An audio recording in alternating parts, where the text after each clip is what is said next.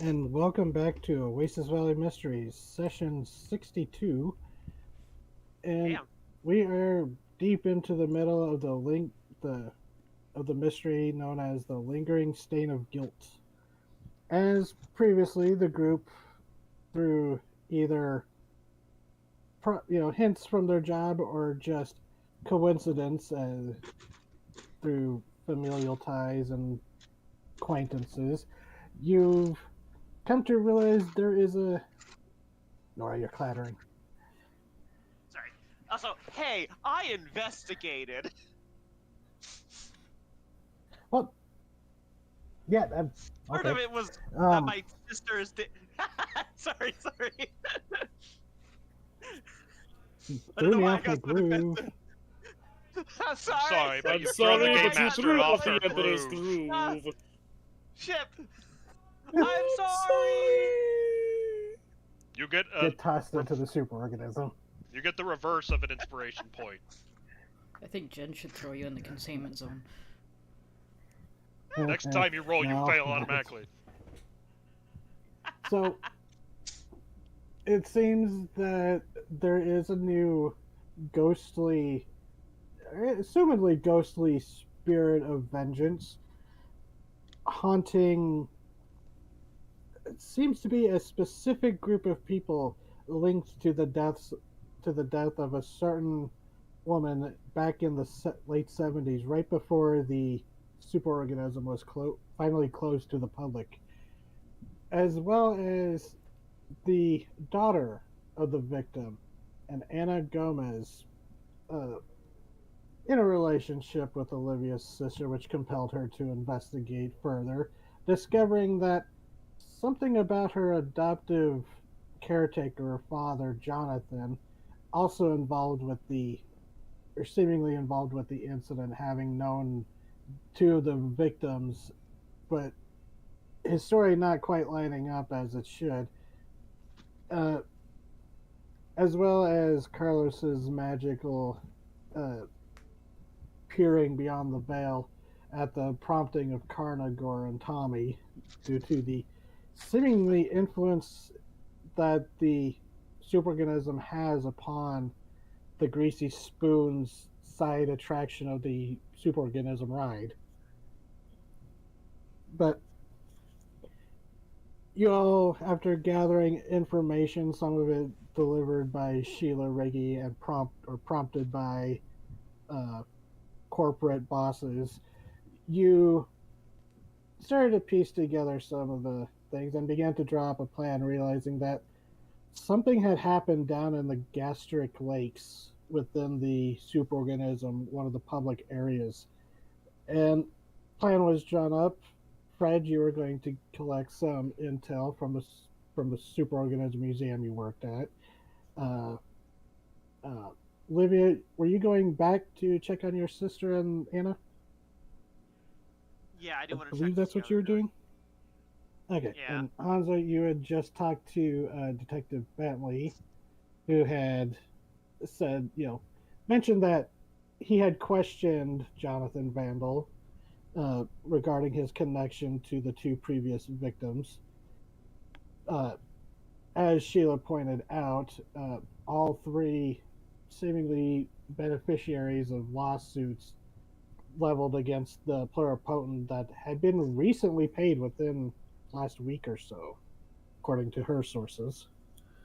But the Carlos, as we had ended last time, you once again tried the psychometry and were finally able to catch a glimpse of this ghastly apparition,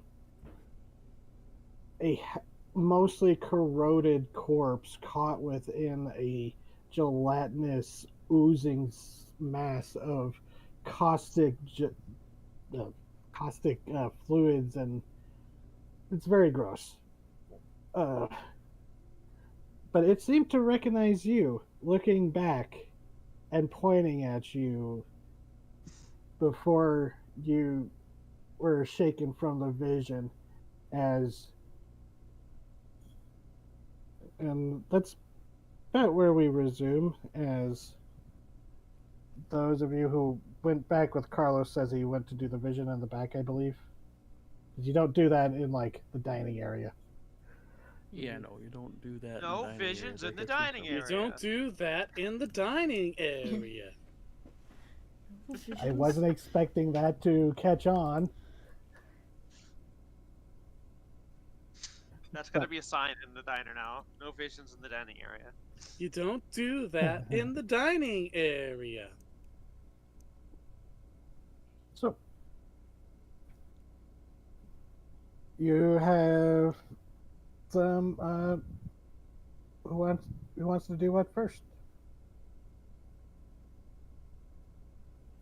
I want to make sure my sister's okay. Okay. And then Fred, you're heading to the museum, right, to get like a map of the area, I believe. Yep. Okay. So Olivia, Anything else that could help us out too? If it will Olivia, help your him, place is if it'll help Fred to What? get what he needs, he can use my name and get through with sort of my credentials. Like, he's doing a favor for me because I'm home in the morning. Oh yeah, you're napping. Yeah, so he can say that to people if he wants. And I will. You will be blamed So- for whatever shenanigans ensue. That's fair. I'm not gonna So, fire her. Olivia, She's worked here longer than they have.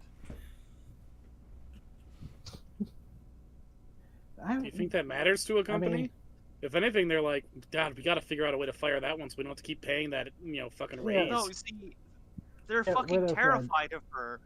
Yeah, it's also Yeah, wonderful. didn't we say that Winifred was one of the first like deep rangers?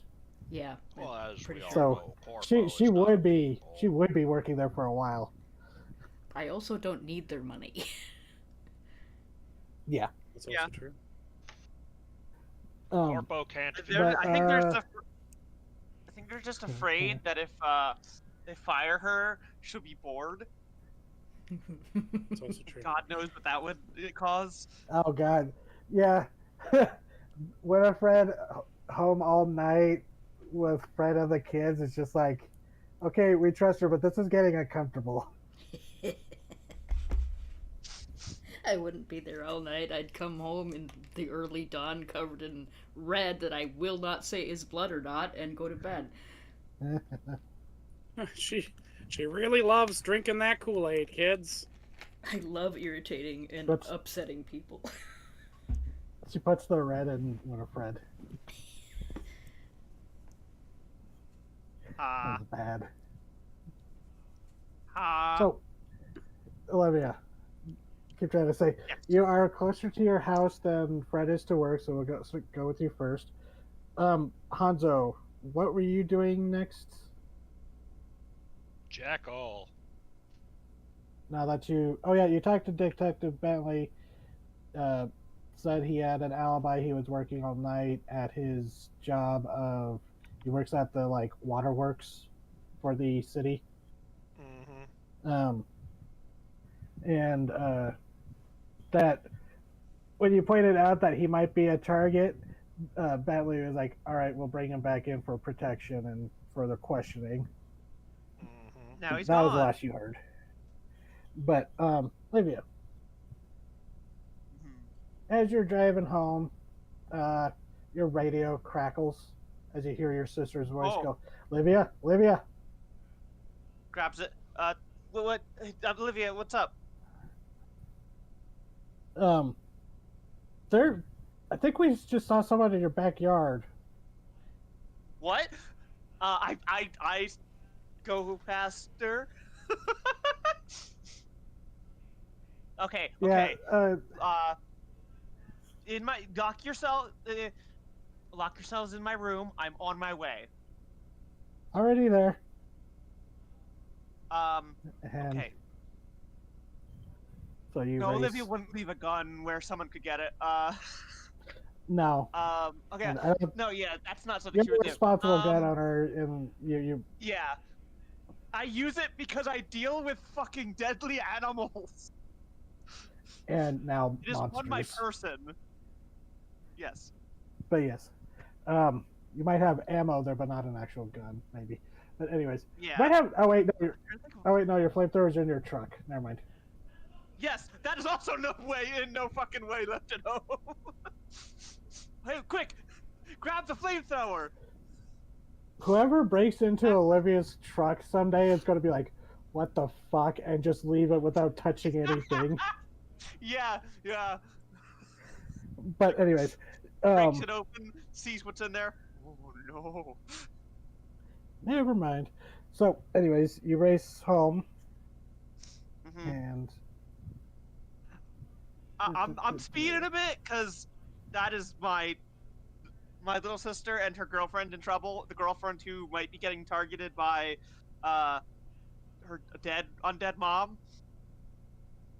right. You You know, go. yeah. I'll get You it go. if I need to. It's fine. Yeah. Do I want to make you roll for this? Act under pressure. Yeah. I mean, that's fair. Act under pressure. Please load. Roll for me. Thank you. Act under pressure to avoid crashing your car. Or Avoid the Road King. 11. Exactly. Okay, so you managed to yeah. avoid any speed traps and any egregious red lights. You know the way home pretty well. You know the route with Yeah. the least And I was already on stops my way and there. traffic. Yeah. So yeah, that definitely you make it home very quickly.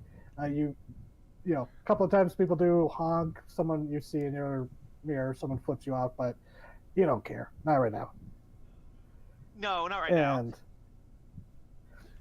And you get to a stop in your driveway.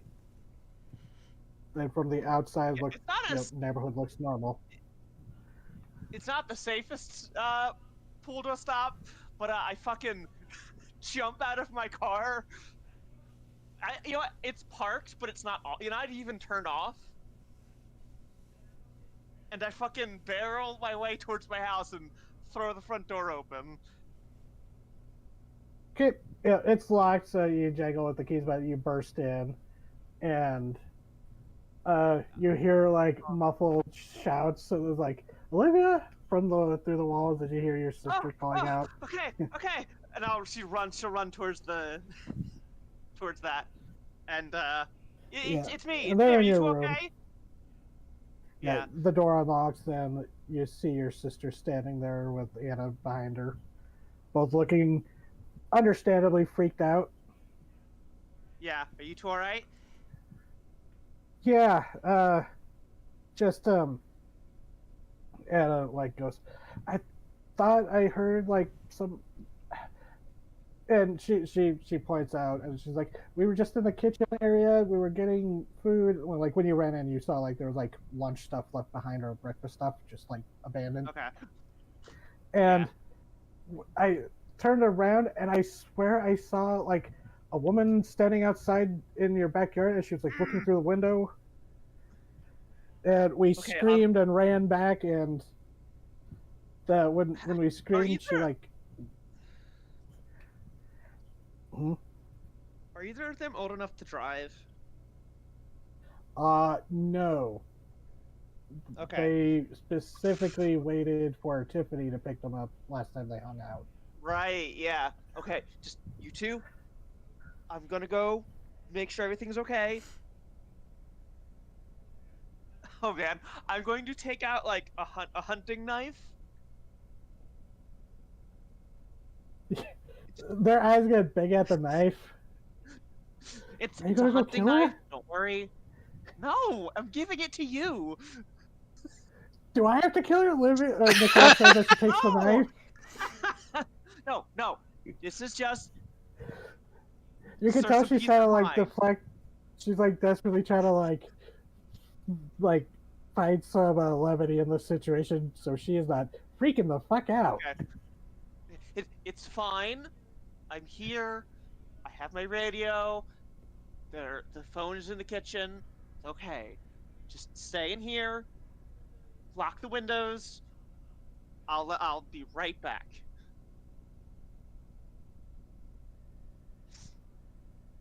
Okay, and they like re-secure themselves in the bedroom. Oh wait, what was Anna's mom's name? We found that Maria. out. I'm pretty sure. Maria. Maria. It was Maria. Originally, the names were switched to my notes because I just do Yeah, that that's- accidentally, where I'll just suddenly swap NPC names. At least you didn't do that with 2 fucking towns like I did in No Small Feat. Wait, when did that Fucking happen? confusion. You guys never found that out, but the fucking confusion for me. Langchild and Summerlee, at one point while talking, I accidentally switched their names, and then I was like, well, I guess I have to commit to that now. I never caught on to that. Wow. Yeah, because I covered my fucking ass, but it was work.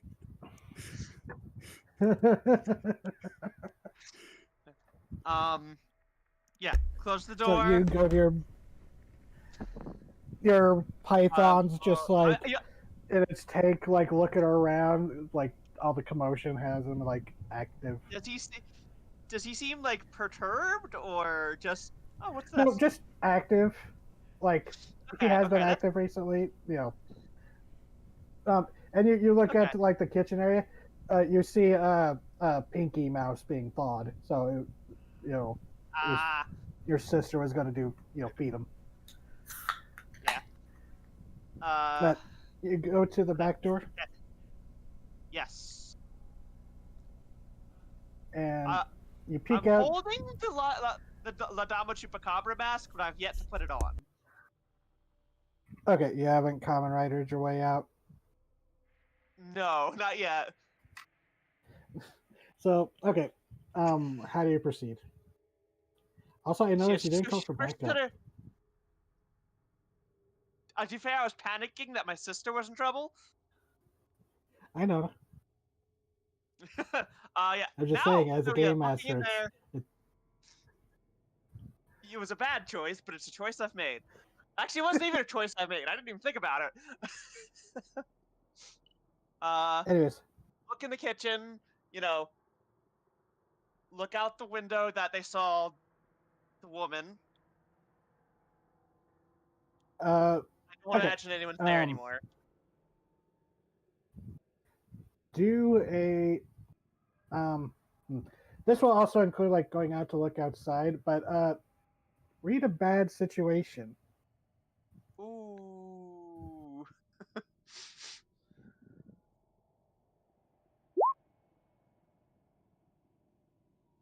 Oh my god. I'm sorry, we'll get to everyone else soon. This is something I'm good at. Yep. So, okay, looking outside, you don't see anyone obviously in your backyard. You keep your backyard pretty neat, I assume. It's not like overgrown. Yeah, it's average.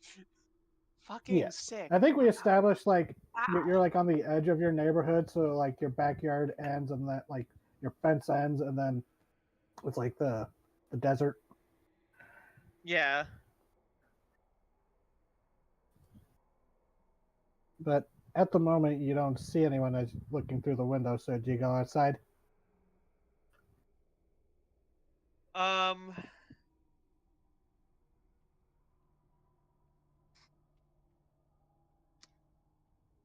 Hmm. You know what? What would Olivia do in Still, this moment? yeah, I know. I'm trying to think. Like, this is because this isn't just her in danger. This is also her sister and her sister's girlfriend in danger, and that's like that takes more precedence than her own danger. Yep. So Olivia, Um. as you are hesitating, not for good reason, I'm not judging, but as you are hesitating, like kind of glancing back, you look like glance back in the direction of your room where your sister and Anna are, and Yeah. then as you like look back, there is someone, a shape of a person standing on right outside the door, looking through the glass, like the Oh, half glass of the oh, window, just staring right at you. These two bloodshot eyes. oh. Okay. Oh my god, it's terrifying. Very quietly, Maria? The eyes seem to narrow as, for some reason, I'll. it is shrouded in darkness. Like it's the middle of the Ugh. day by this point, but in the like your porch or like your back porch area, it's just unnaturally dark. Yeah. Hold up her hands. I.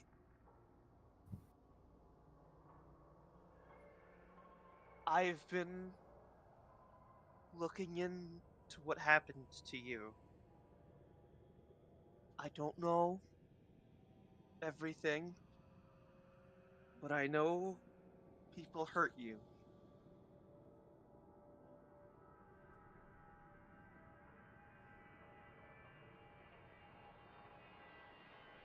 They did more than hurt. They killed me! And you see a hand just Oh. suddenly slap against the glass, and it cracks as you see a skeletal ooze covered hand, fingers Ugh. almost digging into the glass. And you realize the glass is starting to melt at its touch. Oh my god. Okay. Okay. Yes. I And with want to that, help you. well, Olivia, you don't even Yeah. get a chance to speak. As when that Oh shit. happens, you hear the bulb of the light on your back porch uh, flash and pop almost like a flashbang as you like flinch instinctively from both the aggressive motion and that sound and noise. And when you open your eyes after staggering back, there's nothing there except the cracked glass and partially melted handprint into it. Oh fuck. And you hear Nicole go, Olivia? Did you? What was that? I heard glass. Um. Are you two okay in there? There's a during moment of silence and goes, yeah, I think so. Um, and you seems like she's not sure how to like say something next, like not out of like Is that danger, but more like is Anna not how okay? to. Uh, I don't know. Fuck. Olivia like gives the like fucking cracked window like another look, and then she'll run to her room. Yeah, and you look outside. You look back outside, like quick glance at the glass. Empty back Yeah. porch. The sun's shining at an angle where you see the Ugh. where it should, and all that's left is that handprint and the cracked glass. So you go to Oh your man. room, Yes. and when Nicole opens the door for you, and she steps aside and then, or she opens, unlocks it for you, and then goes to go sit with Anna, who is like sitting on the edge of your bed, like face in her hands, just sobbing. Oh fuck. And Olivia will go over and Nicole's like. like, she's like sitting there with her arm around her, and she's just like, I don't know what happened. We heard the glass break, and you gave a shout, and then she just started crying. Anna, Anna, I need you to pay attention for a second. I don't know why I'm quiet. And she just keeps sobbing. Olivia will gently pull her into a hug. Shh. I think I'm going to take you to to the police station while all this stuff is getting figured out, and I do my part in figuring out what's going on. Is that okay? And it takes a while, but she is just. Mm. Anna looks very I mean, not Anna. Well, I mean, Anna is, going through it, but Nicole seems very concerned as she's just like. But eventually, I don't want to drag things out too much. Anna seems to compose herself enough to like sniffle enough and be like, Um, okay, okay. do you remember? This is going to be a very hard question to ask. Okay.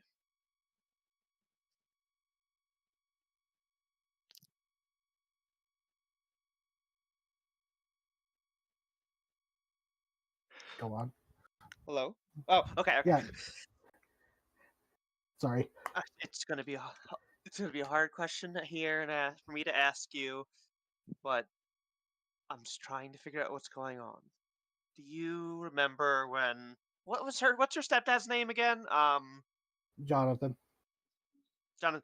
Do you remember when Jonathan adopted you? She kind of sniffles and shakes her head. No, no, I don't really. Do you remember anything about your mom? She begins to cheer up slightly again at that question. Olivia Rita brushes her hair like, I know. I'm just trying to get anything I can. Make sure you girls are okay.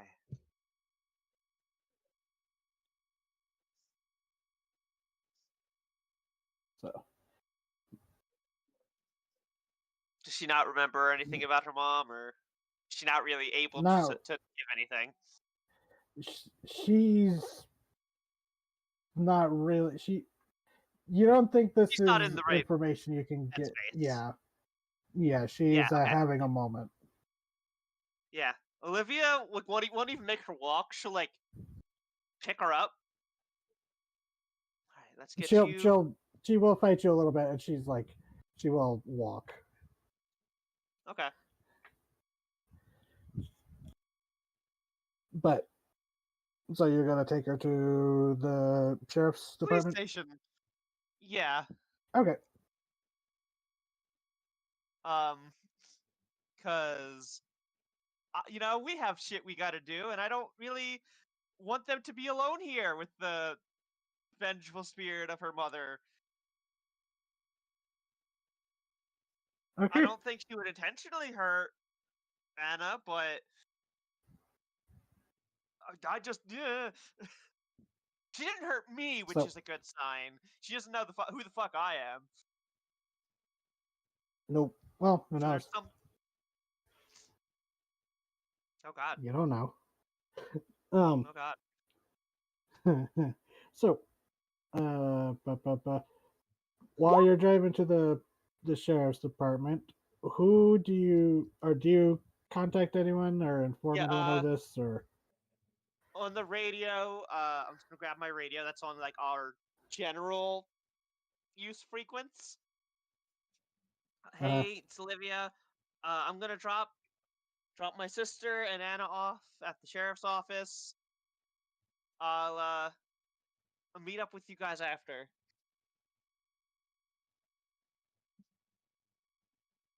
So Any of you in range with your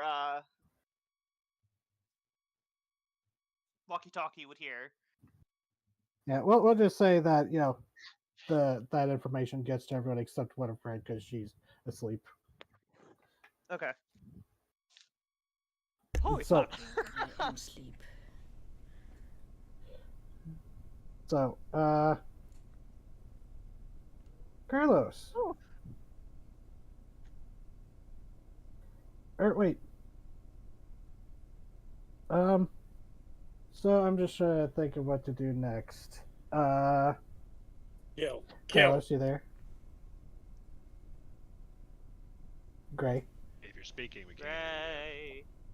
Gray, you've been muted by the Great Wolf. I think Gray's dead. The Great Wolf has got him. No. Oh no. Gray.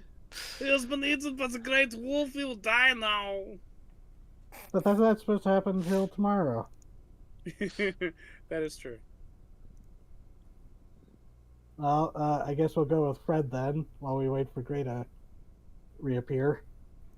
Oh, having a good time at the place where I work. So, you work the night shift, so it's a little odd that you walked in, but, no one objects, really. So, Fred. Yo. What did you have in mind for what you were thinking of grabbing besides, like... That's a great question. I don't remember. The funny thing was, Fred was the one who was like, okay, we gotta get down, we gotta, like, focus. It's been a while. It's been a while. Yeah, I, the player, do literally not a remember month. what Fred was looking for. It's been literally a month, but it's, yeah,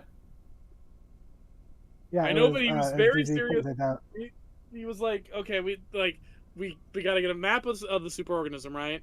Everything we can, basically just everything we can about going hiking in that shit, and all the known trails and all of that. So at least this time we're not just running around like chickens with our heads cut off, chasing after kids through, guts.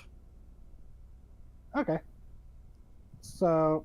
any sort of aid in hiking supplies, guides, shit that we can actually use to get our heads together and actually do this right. So, Fred. Yeah. You'll probably have to, well, the thing is, you probably could, like, pick up a map from the gift shop, but it won't be very useful for your needs, or, like, very detailed. That's more of just, like, gift shop bullshit. But you do know that there is someone that you could go talk to, kind of a curator for the museum part, where they have, they're the one who, like, files away and stores the, like, old, the not artifacts, but the props and stuff. The relevant things that you would be looking for. Mm-hmm. And that would be Miss LaMarche, or Maureen, as she does not like anybody to call her. So you have to go convince Miss LaMarche to let you walk out with some, or you could try to, sneak around her and try to get what you need. Depending on how you want to approach I feel like this, Fred. convincing her is going to be hard?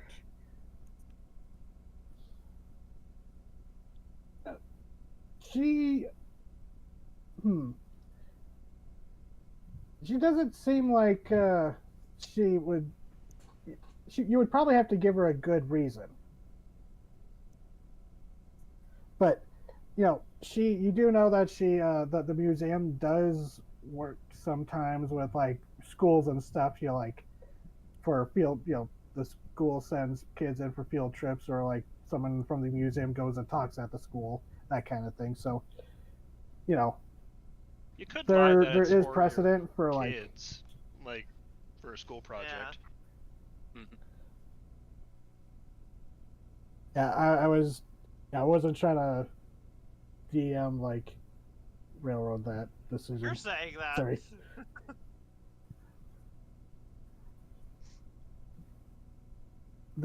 I'm not doing very well at the moment. Sorry, Fred. You're fine. All right. So, you can. I'm basically setting it up. You can either manipulate someone to get her to give it to you by speaking with her and seeing Well, how you hey, roll I with that, finally get to use or the you skill could my do it class and is based on. nice, or like if you wanted to like try and sneak. Oh, nice. I'm good at So what's talking to people, and everyone talks over me, so I never get to.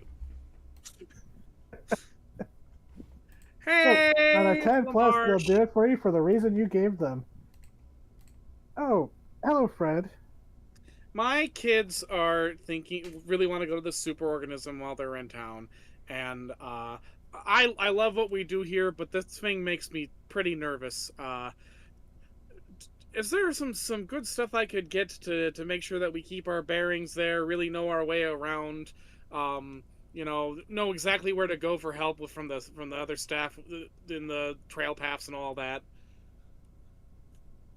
Gonna quirks the brow at that. She goes, well, it's not going to be open to the public anytime soon, but if your kids are going to be in town that long, I'd I like to remember you just be saying that prepared you're. for it when it is open, you know. Oh, of course.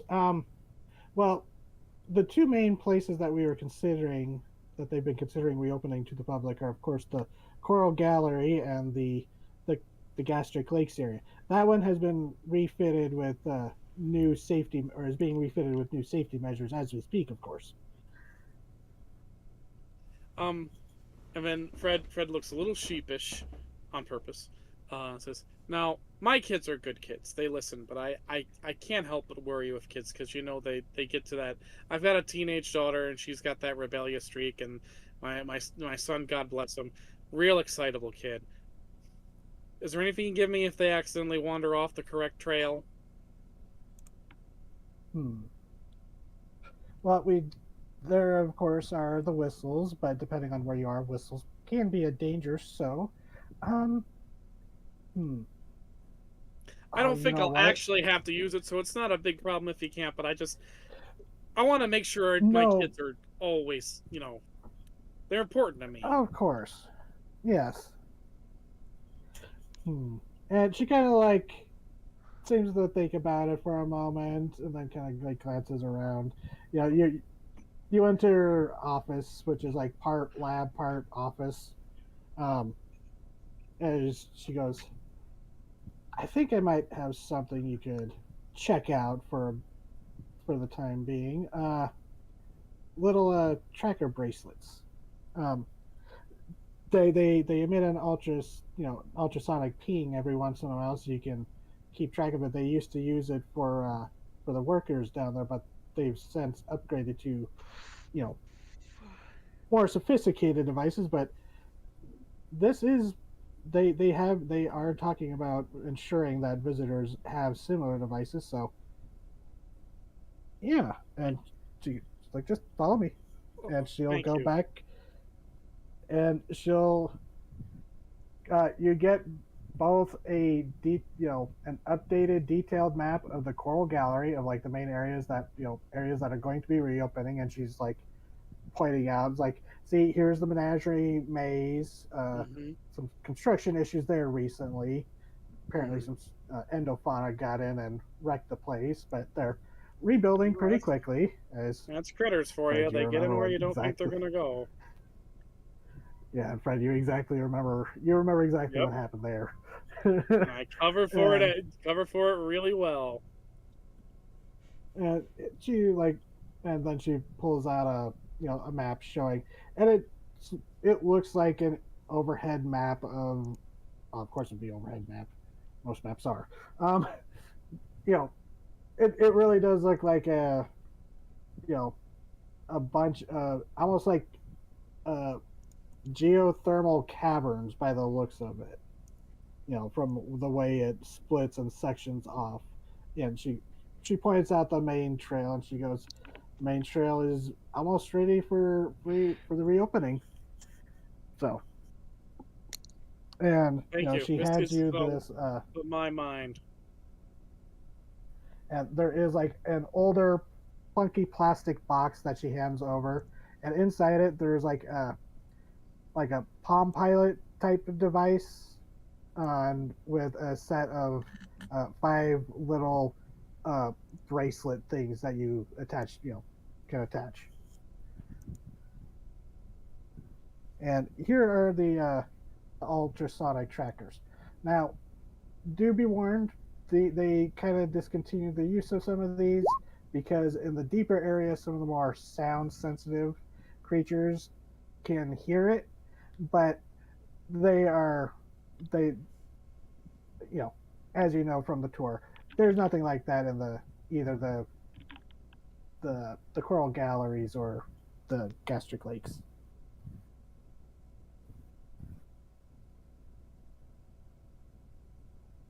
Okay, so you have succeeded. Kitchen. All right. Thank you very much, Miss LaMarche. Yeah, and you also get like the equivalent of like Pluripotent brand rubber boots for like walking through it that will protect your shoes. They're like oversized galoshes to protect from all the secretions. That might be potentially very handy since we're going after something that digests you to death. So, how far back did you miss Gray?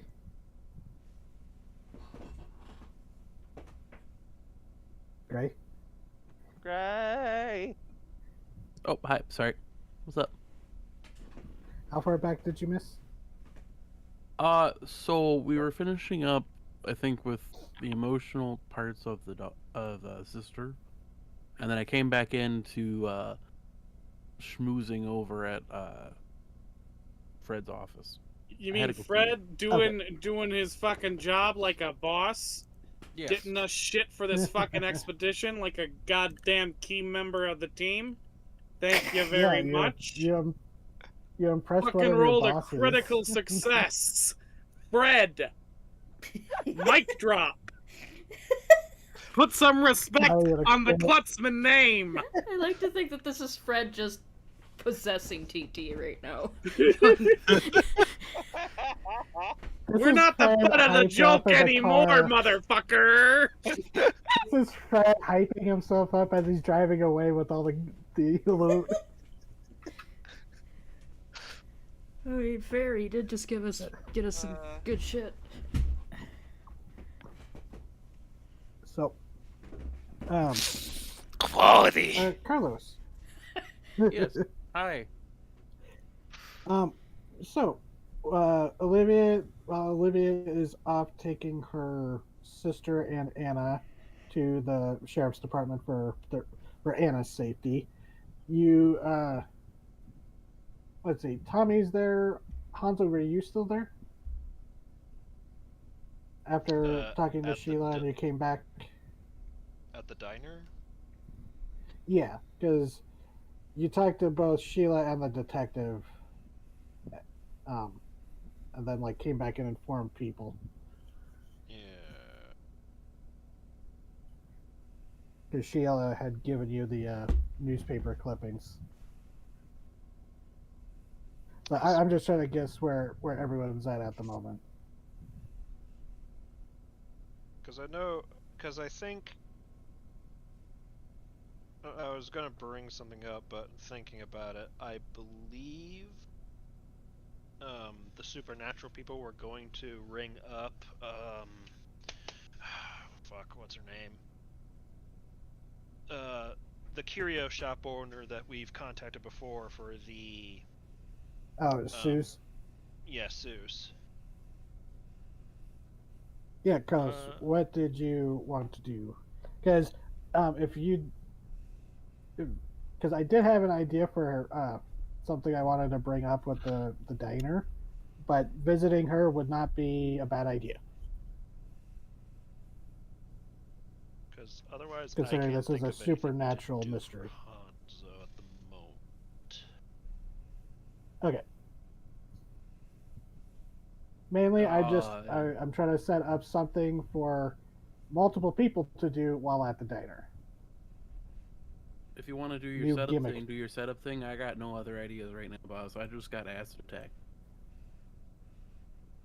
Spitter? So, That's a reflex. the three of you are at the diner waiting to hear back from Fred and Olivia. Winifred's still napping. Where is that? Where is it?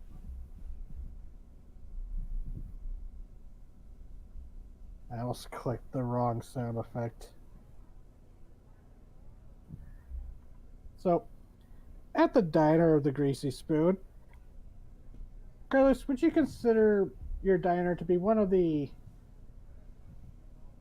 not, it's how popular would you consider the diner among both in the eyes of its actual customers and in the eyes of like the city? How do you think the diner is viewed?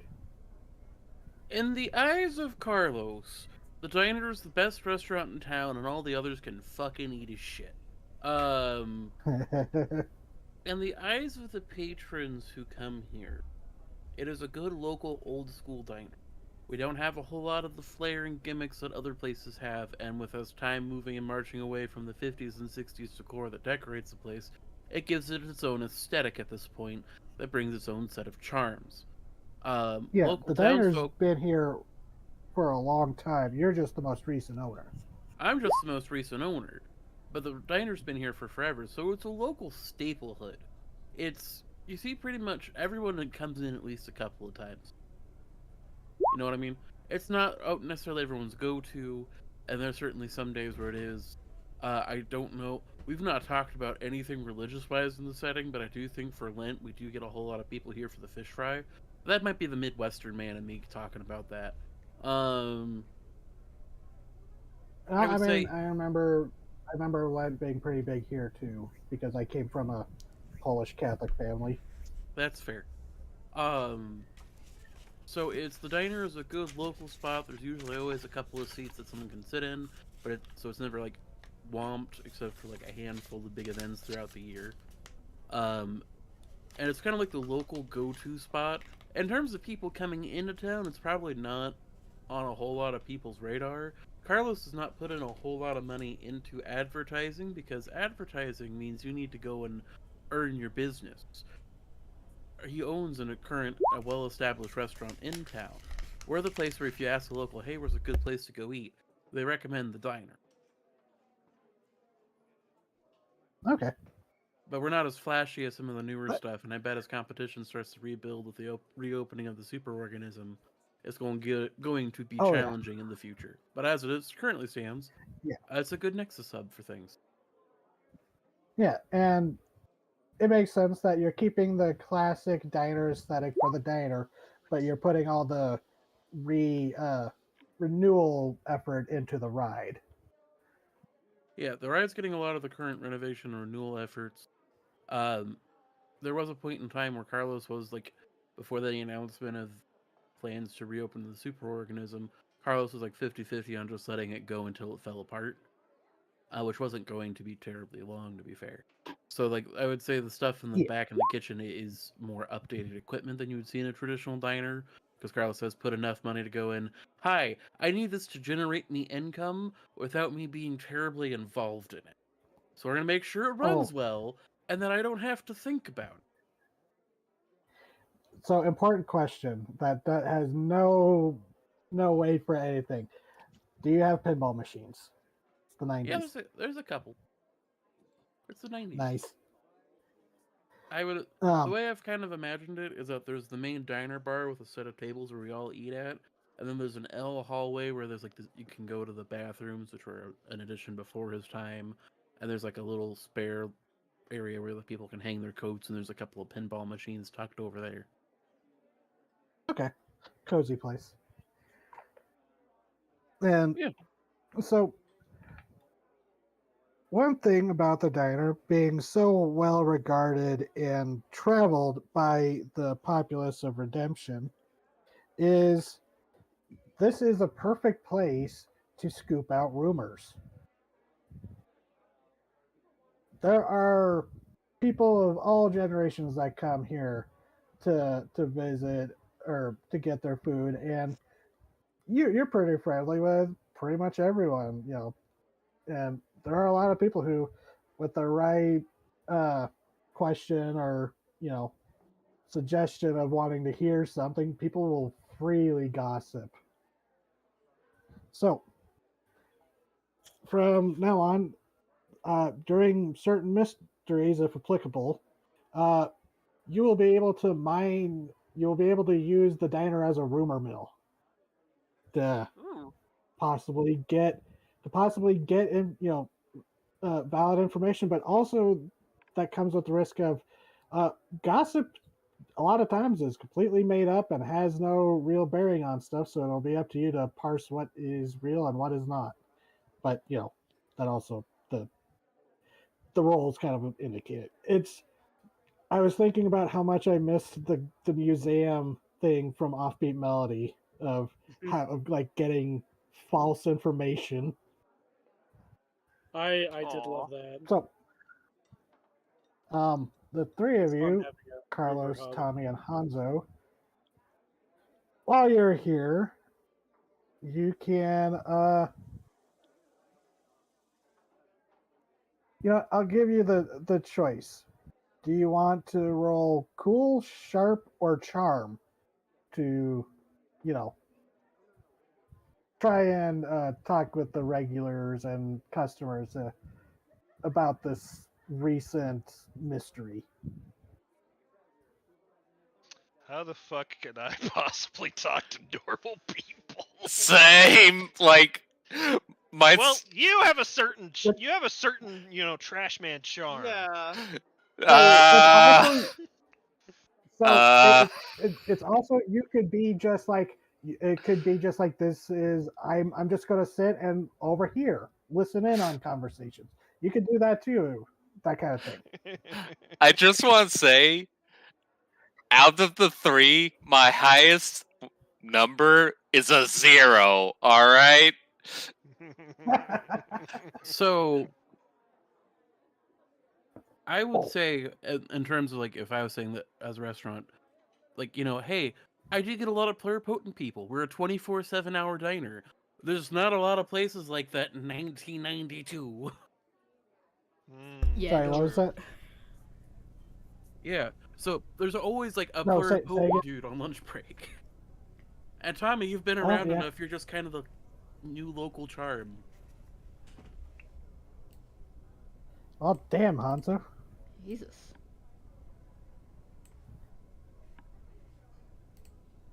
Okay, who else wants? Carlos and Tommy, you want to roll? Yeah, Eh. I'll roll. Why not? Yeah, got nothing to lose. I mean, As soon as I open, and as soon as my sheet wants to load. I will do sharp and because this is. and I got a at knife.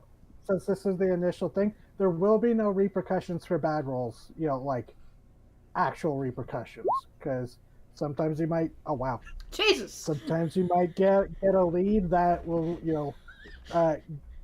be bad. 7. 13, 13, 7. All right. So, all right, where did I store this? Okay, so y'all did pretty well. So, as who wants to go first? Like, describe how you gather this information. It can be just like you overhear something, or how would you approach trying to gather information like this? For Hanzo, at least, since I rolled cool, I believe it is a matter of centering himself and tuning out anything that doesn't seem too important. Okay. And Hanzo, it's actually kind of beneficial that you're here, because what you hear is some people talking in Japanese. Older couple talking. You would guess they probably live in Little Japan, downtown, as it were. And uh, they start they start talking, and you kind of like listen in occasionally, and like the husband, you would assume, is reading a newspaper, and there was the mention of Reginald, and taps it. He goes, "Oh, I think I've recognized that name, don't you?" And he shows the wife. She goes, "Oh yes, his face is all over his name's all over the place, promoter." But he goes, "No, I was reading the." Wow, and he goes, "Something about I swear I remember this. He was part of that group of friends back in the '70s. One of the one of the people fell into the lake or into the organism, got eaten." And the wife shakes her head. She goes, "No, she jumped willingly." And the husband makes a face like, "No, not her. She was a student." You know, if I remember the article, and they chat back and forth. As you learn that she definitely was with a group of friends from the college, because you remember the husband and the wife, through their kind of like playful bickering, kind of start bringing up details about it, and that there was a group of friends that you know um, locals that had fallen in. Carlos. Mhm. Um, how does Carlos approach it, or Carlos or Tommy, which of you, ever one of you two, want to go first?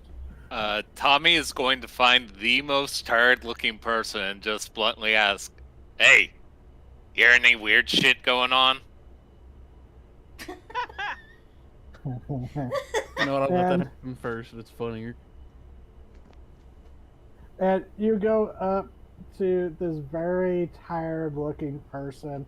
And it takes you a moment to, well, you probably, what, actually, you'd probably be the one who noticed it fastest, because you realize, oh, their coffee is spiked with blood. As you go up to this very tired looking Oh my god, vampire out in the middle of the day. And is it Itzel? no, Uh, no, God, Nora. Tommy would recognize Itzel. Hmm. girlfriend. But it's not always going to be your girlfriend, though. Sometimes it's going to be one of friend. But the they look up at you kind of tired, as you see that they still have on their um pluripotent jacket. Like someone who works there goes. Sorry, what did you say, Tommy? Hey, see any weird You're shit? asking, like, as you realize he's reading like the tabloids, Hmm. Hmm. and on the tabloid you see or the thing he's like, the article he's open to, you see uh as he goes, "Well, I don't know, I mean, you hear about that the that guy that died last night, and the promoter." And he goes on to like just start talking to you about this, like, um he's like pointing to the article. He goes, "Apparently the group that they were with down there, um down in the superorganism years back, group Hmm. witnessed something classified inside the superorganism. you know Propotent's always sketchy. I work for them, but I know they're up to shit, and Yeah, she yeah. was killed during the incident, so the group was paid hush money. you know uh, I, you gotta there's so much money, they can just pay off anyone to keep quiet on all that. And the lawsuits, that's not even real. That's just cover up to keep them quiet. Hush money. Hmm. And you're like, okay, this guy might not have the full um Conspiracy theory vampire. yep, out in the middle of the day. I love That's why him. he's out in the day. You see, None of my see, vampire when you friends see are it around to during the hear how much day, of a nutcase I am. when And you then see it he's during the like, day, that's when they get you. and then he's like, now, what I think she's alive and she's working for the Russians. The whole thing's a cover up. I see. I Good, the see. most unhinged thing he could think. The only thing worse than a vampire, a communist. It all comes back to the Vampires Russians. like red. Well, yeah, there's the Russian superorganism. So, Is there money in uh, this universe? yeah, you don't know. Oh, okay. So, Carlos, what were you going? What was your approach? Oh, easy. He's working.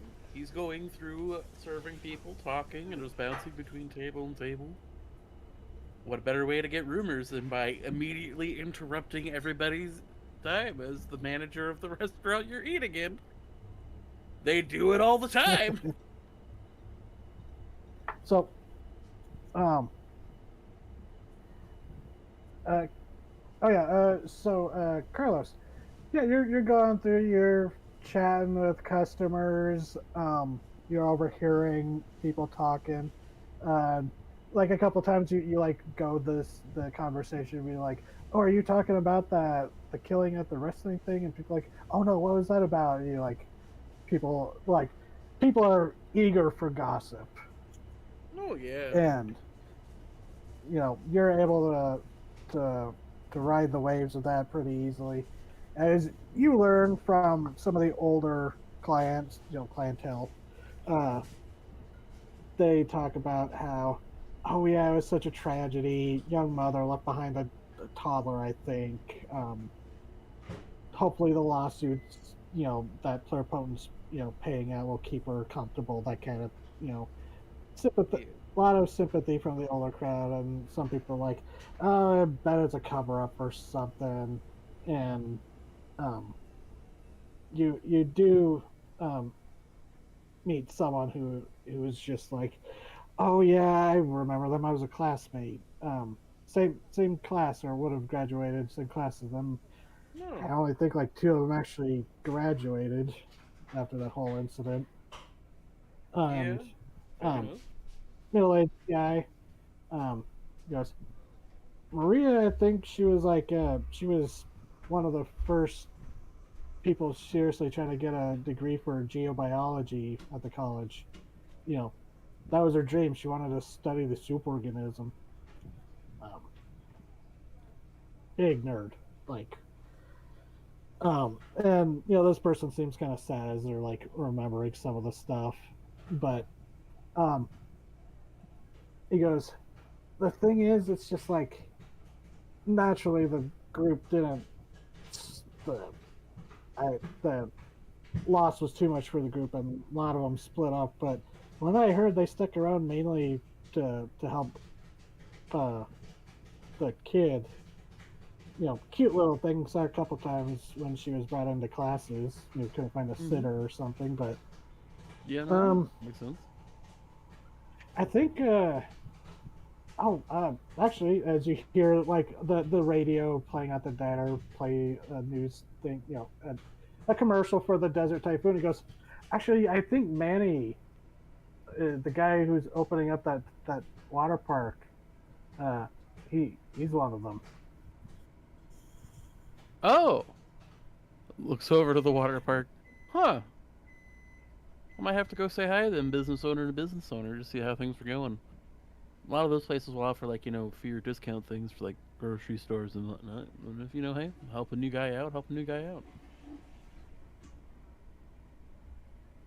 Oh yeah. And in the back of his head, he's like, writing that down. It's the fucking water park. He goes, so since this guy, you and Hans are rolled high enough to get specific details. It was a group of, oh, hold on, I gotta scroll off. A group of 6. And he goes, there was Maria, her boyfriend Johnny, I know, Bianca. That was the Johnny. tragic Johnny, you thing. son of a bitch. And he goes, there was Manny and his girlfriend. I can't Still for the with life of Timothy. me remember what her name. But I remember she was there, and then there was Glenn. He was don't really remember much about him, but I remember him and his brother were always up to nonsense back then. But yeah. Okay, So I need to write this down real quick because I'm gonna forget. So it's That's what I'm typing Maria, up. Jonathan. Johnny, Reginald, Reggie, The new guy, Manny, and There you Manny's go. wife, The who I fuck? can't remember her name. Sorry, thunder shook the house. Yay! Jesus Christ. Okay, as long as one of us has the names written down, I think we'll be good. Because Carlos will write them down. Sorry, it's like all of a sudden, like, a half of the wall started shaking. I'm like, hey, yo. Fair reaction. Mm-hmm. But yeah, no. That's actually a lot of insight. Like, and you like knew him in passing, kind of a thing, or? Yeah, was in some of the same classes as some of them, as this person introduces them, themselves. Ted Fauscher. Ted Fauscher. I don't know if Um, we've actually had the pleasure of meeting. Carlos, pleasure to meet you. I've come in a few times and I'll shake your hand. But, You meet yeah, so he's- many people, so. Oh yeah. But no, thank you for letting me know that, man. Oh yeah. Hadn't really thought about it in years until hearing about Reggie dying. Sad. Yeah. Um, It is always a loss when you lose folks like that, especially like people who are helping trying to promote business in the area. You know? Or maybe that's just me and the corporate talk. Carlos, You you know? spelled Fauscher right, but no S. It's Fauscher, I think. But Oh, Ted Fauscher, Um, got you.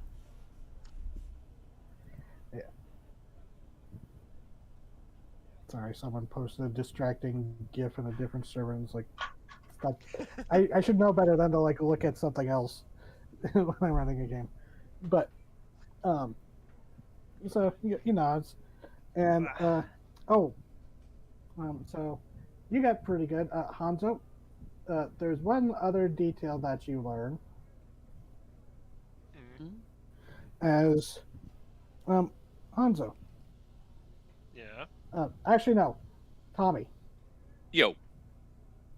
There is one other detail. You realize well, this guy, he keeps talking to you. This kind of crazed, half delirious vampire guy. He's talking. He's like, you hear about that weirdo in New York building a tower high enough, and he's like transporting a whole castle from Scotland onto the top of it. Wacky. What? Oh. People are wild. We need to kill rich people. It's What? the 90s, so it would be being put up right now. Oh, fuck. There's fucking gargoyles happening in the background? Yo, yeah, you're that surprised? Xanatos. I mean, I mean, Xanatos was it's New able to York. clone gargoyle. I mean, they were able to clone, gargoyles. So someone's messing with the super science. No, no. You're that Gargoyles is surprised? happening You literally mean you right was now. wrestled with a Hellcat? Xanatos was more or less a good guy, right? It's literally Eventually. happening right now in the background. He was more or less a good guy. We could trust Oh him. We're gonna god, have a that means you session. gotta. We're gonna have a session Gotta watch. where all of us are gargoyles all of a sudden for no fucking reason. It's never explained or commented on, and then the next session we're back to normal. Oh god, the episode with the bear and Puck. Fucking Puck. Anyways, I had that idea like a month ago, and I'm like, oh god, I gotta throw that in. It's too I funny. appreciate Anyways. it. I know, but I'm glad that I'm not the only one who does dumb shit like that. in their sessions. Yeah, same. But Hanzo, as you're like kind of you're sitting there, someone actually sits down at the booth that you're in, and you look up and you kind of recognize you vaguely recognize them from Pluripotent. Like you pass by them in the halls, like not on the name basis, but someone you would nod at as you walk past in the hall, that kind of thing. And without like getting too deep into like a random conversation, it's mostly kind of awkward for you. It's just like, oh great, coworkers suddenly wanting to talk outside of work. What do I do? Kind of nightmare situation. But he does eventually. He like sees that you have the newspaper out, and he goes, "Oh, yeah, heard about that. Saw the paperwork got finalized on those." And he starts talking about it, and he basically brings up information that you know already, saying that payment, lawsuits and been going out for the last decade and a half, that it's last decade or so, but finally got wrapped up. You realize this guy's kind of like in the might be in like the financing department. That's the word, or something like that. But he goes, it's just a shame that they had to throw that guy under the bus. Oh. That guy was totally just a scapegoat. He glares over the newspaper in a clear gesture of, go on. You're just gonna leave it at that? Oh, right. You're not. You're new here. Yeah. Back when the incident happened, he's an older gentleman. This guy you're talking to, or rather, he's talking to you, or at you. God, not one of those people. But he goes, "Oh yeah, there was basically the safety inspector for that area that they were in. He told me, as they were dragging his name through the mud in the court, and partially through the news for a while there, that he was certain that he did a full inspection of that area, and that place should have been tip-top shape, that there was no way that the railing could have broke like they said it did. And he goes, yeah, Clement, he's not doing so well nowadays. Fired, and could never really make it up after that. Clement. Yeah, I think that was his last name. Lou Clement. Luke Clement? Lou. Lou. Yeah. He goes, I think he works at the, last I saw him, it's like working at that, what's it called, as the DM goes and looks at their notes for where did I put the locations? I could. Oh, there's a specific location. Oh, yeah, it's like one of those pun names. Where is it? Sorry, I want to drop the name for this because I've done it before and it was funny. Sorry, everybody. You're fine. I kneecap. Fine. It's all Good. good. Take your time to find it. Up. Where the fuck is it? Oh yeah, he goes. Oh yeah, the car wash with the shitty little cartoon wizard in the neon, the abracadabra car wash. Oh my god! Is that the one where the things almost killed us, or is that the bigger one? Or smaller one? You're at the old location. There was a newer like one that got built up, and the one that was where the drug lab was being made, that was like the old location that was shut down, and because it was like on the edge of town, and they renovated the one that was closer to the heart of town. Okay. But goes, yeah, the guy goes, yeah, they pushed all the blame onto him, so the company wouldn't be like, completely to blame. Still not fair though, But so you now have an extra name. Excuse me. He's gonna take his leave. Yep. And okay, so you have gathered some rumors, some useful, some not. We need to go stop that guy but building a fucking tower. The abracadabra car wash. Abracadabra. Abracadabra. Yeah. I have a whole list of there's different businesses with funny names that I came up with. You've gone to some of them. Like Fred, you took your kids to the Puzzled Snowman ice cream shop, where the sign is a melting snowman looking very confused in the desert.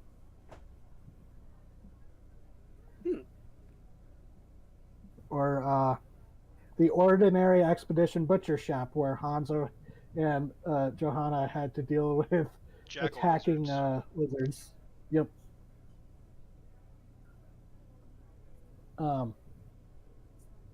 So why did I write that one down? So I'm just gonna say this one because I'm sure this is a common experience for all of your characters as you're driving or walking through town, as you see the beautiful Grape Beauty Salon. And no one knows why it's called that. It's an eccentric town. Yeah. Olivia will go there one day and we'll find out why. Or like the barber shop that's down the street from it is the Hair Me Out barber shop. Anyways, so Olivia needs a spa day. And you're ambushed by Take ninjas. one look at there. her and I'm just like, so speaking take of one look at her. Olivia, Dear God, what have you done to yourself, woman? speaking of Olivia. Hi. Oh, sorry. Actually, Hanzo, you were going to do something with the information you gained. Were you going to go talk to Carlos and Tommy? Or what were you going to do, Hanzo? Yeah, he's just gonna quickly. Got a new lead. I have another target. I've got Tommy. a list of 6. I've got a list of 6 people that might be in target when we only had 3. So Well, of Well, that as you're sitting- 6, one of the names was Maria herself. So Yeah, Listen Maria, to that. Glenn, and Matt and Reggie are Reggie. dead already. yeah, I got So- 3 dead, 2 living though, and pointing to the screen playing the water park advertisement. And I know where Manny went. How about you go and check up that magic shop or whatever for anything we need to put the dead to rest. Oh, she's usually got something, Magic shop or whatever. There's always Tommy, you good busy? things to find at the antique store. He says a lot louder.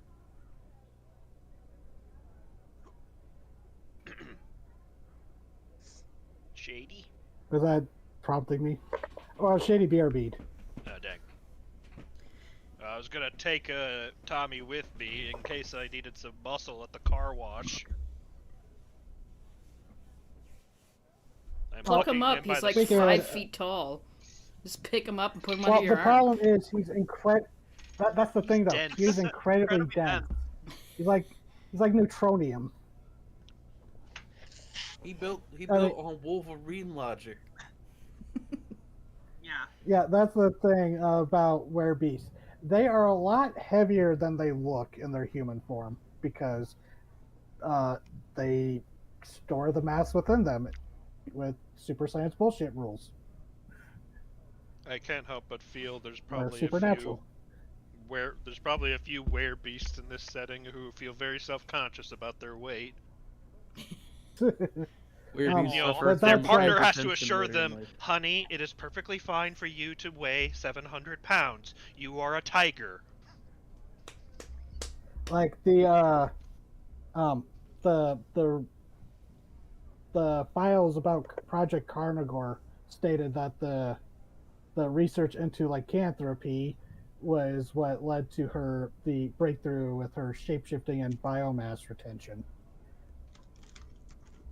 so that she can produce, anyways, Yeah.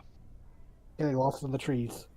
There's a forest. There's no trees or forest here. We're in redemption. All right, getting lost in the cactus. There we go. Ow. Yeah. Prickly.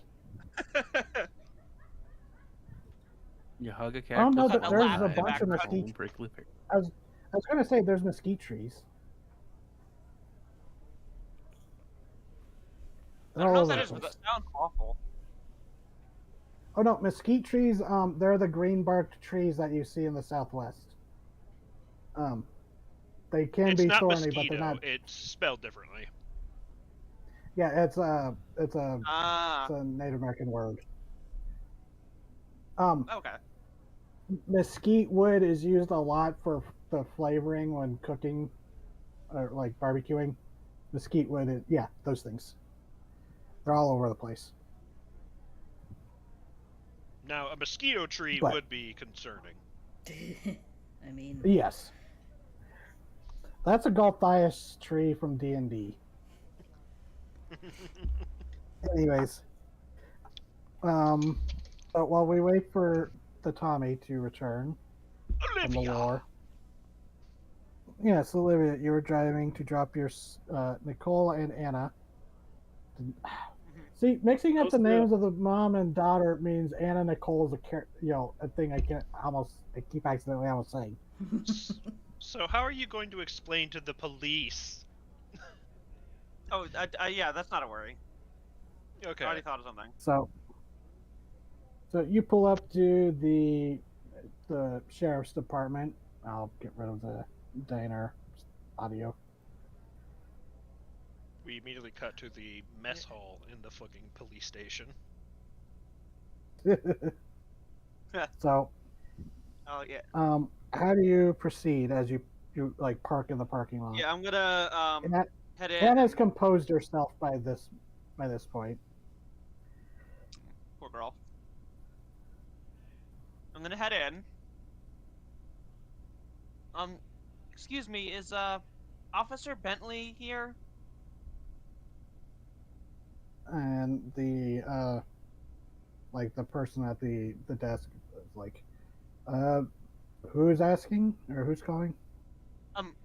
Olivia. We know each other through work. I work at the preserve. Okay, she kind of gives you this like, not like, I don't trust what you're saying, but she's just like, all right, okay, sure, fine. And then she goes and calls. She goes, she goes, he in luck. He's just told me was just heading out. He'll be out in a second. Thank you. And so you like wait in the like little lobby area. You leave the girls in the truck. did they No, come I'm with not you? leaving them alone with a ghost around. So, a ghost that okay, could yeah. melt through my truck. They're So with that's me. fair. They're like So- sitting in the waiting room while I was up talking. Okay. Yeah, like a minute later, Detective Bentley comes out as he's like pulling on his jacket, looking like he was getting ready to leave. He goes, "Oh, Olivia, what can I do for you?" Or, Hey, or could I? if you want to say that, it would be like, "You needed to speak with me, Olivia?" Yeah, could you come over here for a second? And he gives you this look, but he nods, and Okay. That over there is Anna. She's the stepdaughter of Jonathan and relative of what's the guy who got killed last night, Reginald. and Um, a relative of Reginald. I know you know who she is. Oh, he kind of looks there. He goes, "That's good. We were wondering where she was, considering we can't find her father." Yeah, her and my little sister are really good friends. I'm not gonna out my sister. I don't know how the cops would react to the gays. But We need yeah, to she's good find friends with my these. sister. Sorry.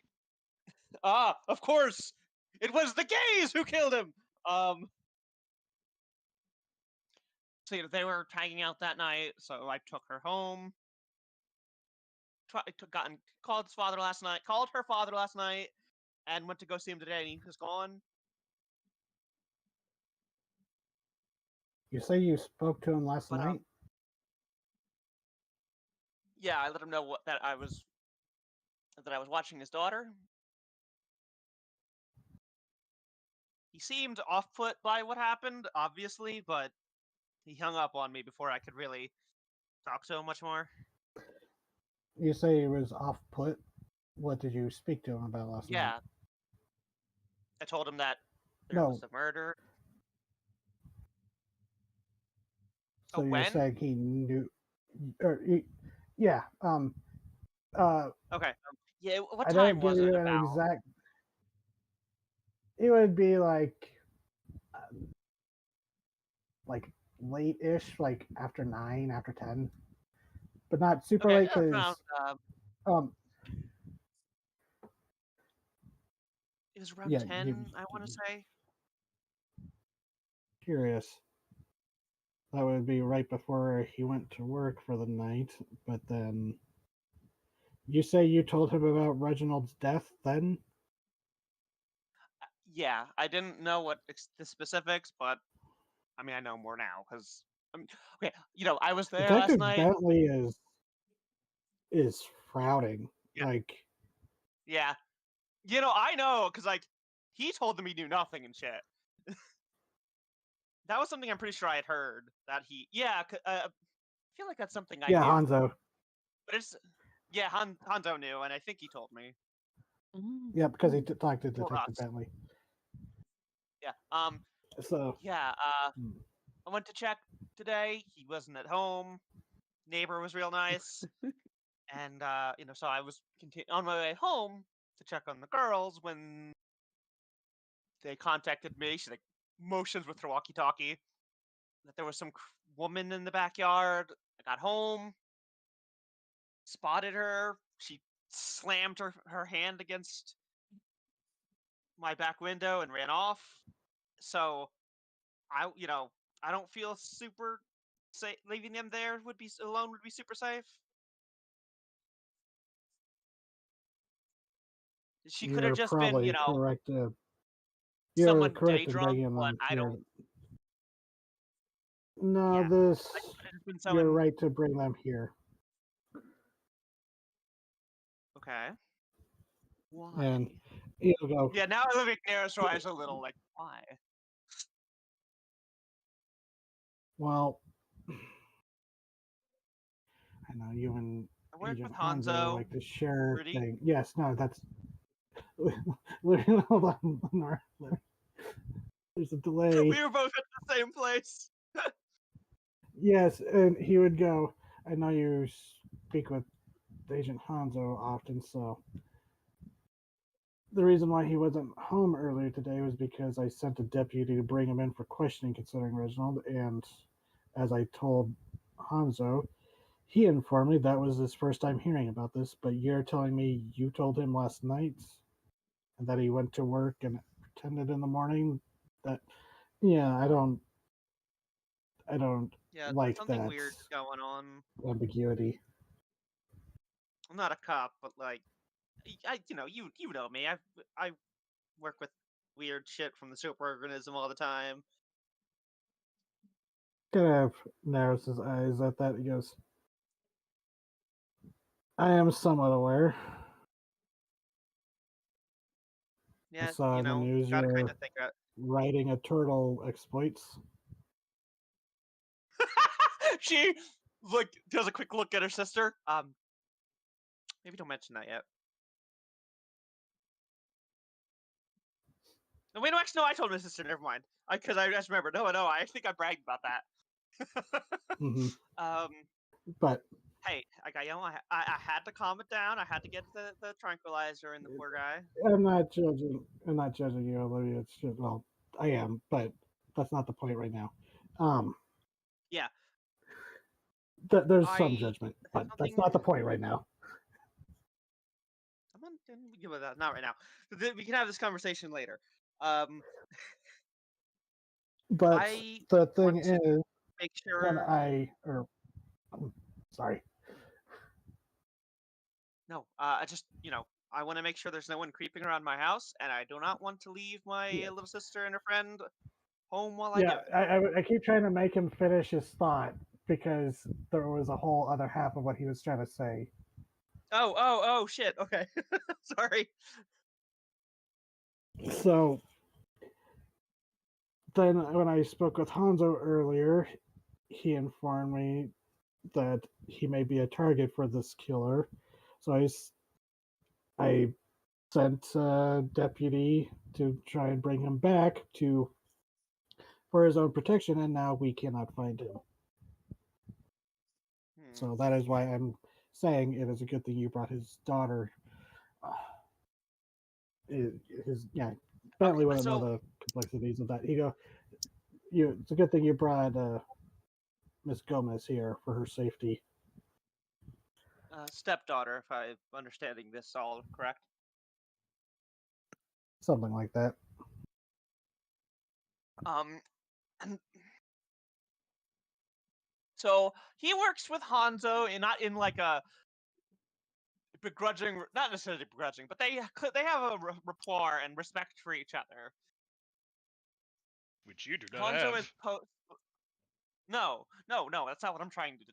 That's not what I'm using. I'm just trying. She's trying to gauge how much she can trust him. He's a cop, but like he's a smaller town cop, so he's not like part of the necessarily part of the capital T capital S system. He's a media cop. There's also yes, he's a media cop, He's a and he's Olivia's a been here fictional long enough. cop. Yeah, Olivia's lived here long enough to know that he seems actually trustworthy. So, uh, Hmm. so I wanted them to stay here and be safe, and I'm gonna go make sure there's no one creeping around my house. But I did pick up on some just weird stuff from like his neighbor. Apparently, her mom died in the superorganism. Yes, that's she was part of a kind of frowns. I, She's part of I'm an kind of active investigation, I'm so I her should de not be facto telling you this. I'm her de facto guardian at the moment. So I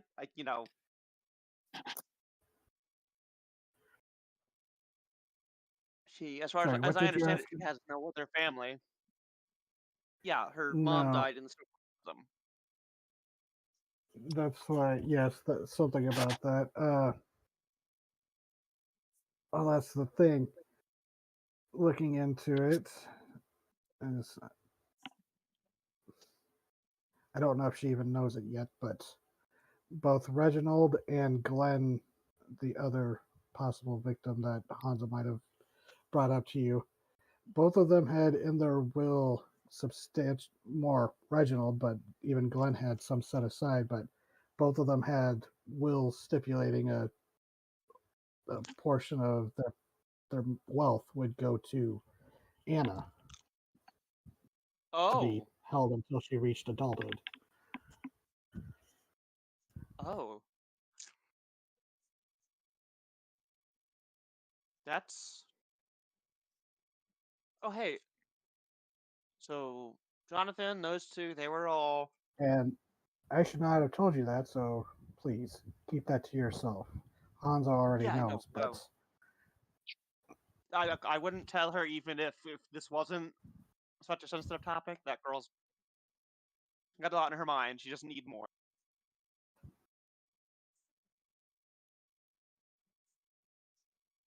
Hmm. so is there anything else, Olivia? Hmm.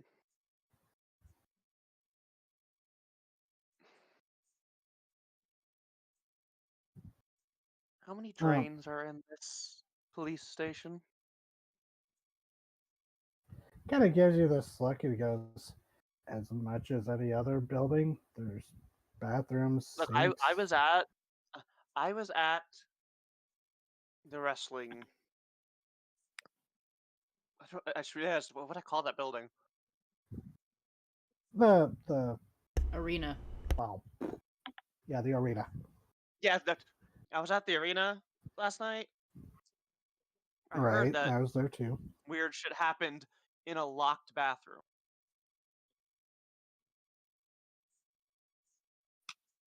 I don't know what the fuck's going on, but there's only one way in a locked bathroom with no windows.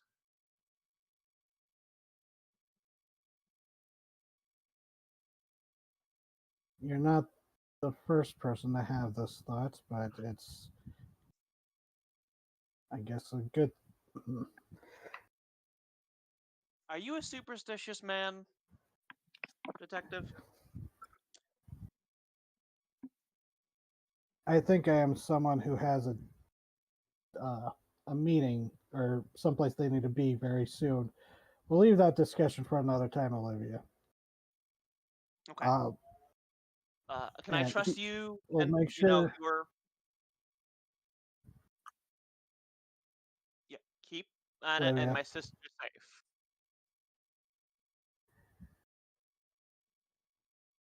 yes. And it kind of gives you this look of just like, you're seriously asking me this right now? Not you. I mean, you've got you're doing your No, I mean, you're it's you're. still the same thing. He's I just know. like, I'm sorry. I worry about my sister and Anna's poor kids. Just got so much shit going on. well, they'll be safe here. We'll make sure they're put up somewhere safe. No one besides an officer will be able to talk to them.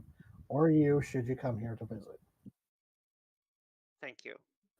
So, If I find anything about that woman who was at my place, I'll let you know. I'm hoping it was just an unfortunate coincidence, but I don't know. It's just stuff's weird. that it is. As he walks off to go talk to the like the secretary and like inform her of the situation. And pretty quickly, And the Olivia three of you will. will be ushered. They'll take you back with them to like where they're like taken to like a back little office area where they can sit and like rest and be safe. Like think like the back Okay. room of like in Terminator. Yeah. You know, where they kept Sarah Connor. I mean that kept her safe, right? We don't have a Terminator here yet. Olivia leaving. No, well, no. Terminator 2 hasn't come out yet, but Terminator 1 has. No, I mean think. in universe, we don't have a Terminator yet. Yeah. This thing is But liquid. your sister Like the gives you T-1000. like a makes a face at you when I'm railroading you for a moment as you go. I'll be back. Adios. Yeah, you know, I was like, they're settled down. Olivia's like, okay, you have my radio. If you got to get a hold of me for whatever reason, just Olivia pauses.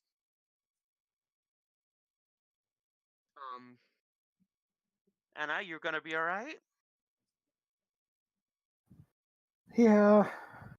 She just seems like tired now after that, outburst. Yeah. Okay. Well, once I'm done doing, making sure that weird lady's not around the house and everything, I'll come get you too. Nicole, could you come here a second? Yeah. She goes over to the door with you. I'll explain later. But if she needs to like go to the bathroom or anything, just keep an eye on the drains. Is this like the time you told me that the crabs lived in the sewers and were going to come out and get me? Because Mom still doesn't No, forgive you for that. I can't believe you still remember that. It's a very formative thing to tell a toddler as they're potty training, Olivia. Look, I was a shitty kid. Okay. No, it is not that. Like I said, I'll She's like, explain later. Everything is. she's she like giving you a hard time, but you see the grin. Yeah. Just. She's giving you shit. Yeah. I love this. I hope Nicole stays around as long as you don't put her in fucking danger, or I will suplex God. I mean, the girl who cried crab. That girl who cried crab. That fits for Yeah. this campaign and Brian and Tide. Yeah. Wow. Shit. Regex's The reach girl who is a little cried farther than we clacker. thought. Anyways. Brian and Tide is the girl who cried over crap. Oh no, Callie! Oh my god, you're right. Oh my god. Fuck! Oh my god, that was so mean. I know. I'm gonna go back to eating my fucking noodles now that I've done my emotional Oh god, damage. that was great. So, Wow. Olivia, with that grievous wound, yeah, she's gone. Yeah, bye. Okay, so Anna and your sister will be at the police station, being watched over. Before we switch, where were you going to go next? Well, I have my Just to radio, keep so when it in people mind. are ready to gather, they can let me know. I'm going back to her house. Okay. So, But I'm like going to go partially on foot because La Dama Chupacabra is going to his house. to whose house? Your house? No, Jonathan's house. Or Jonathan? Okay. Yeah, because okay, I know that was a fucking ghost outside my house, so I can't really check if she's there or not. Hanzo, you wanted to buddy up with Tommy? Tommy. Tommy. Yeah, So, Tommy, he needs you to come with him to go check up on a potential other target. Yeah. Excellent. No notes. So, and Carlos, you're staying at the diner waiting for Fred and Olivia? Or were you going to Sue's? I was gonna go to Sue's.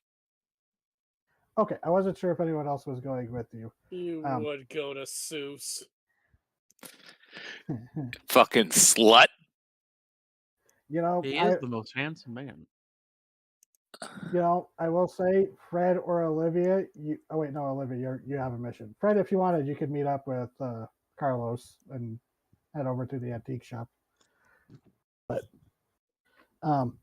Carlos was like, "Hey, you want to Hanzo go?" and Tommy. Go back to the shop where we got your white leather fringed leather jacket. Yes. Yes. Doing your Johnny So Bravo impression. Wow.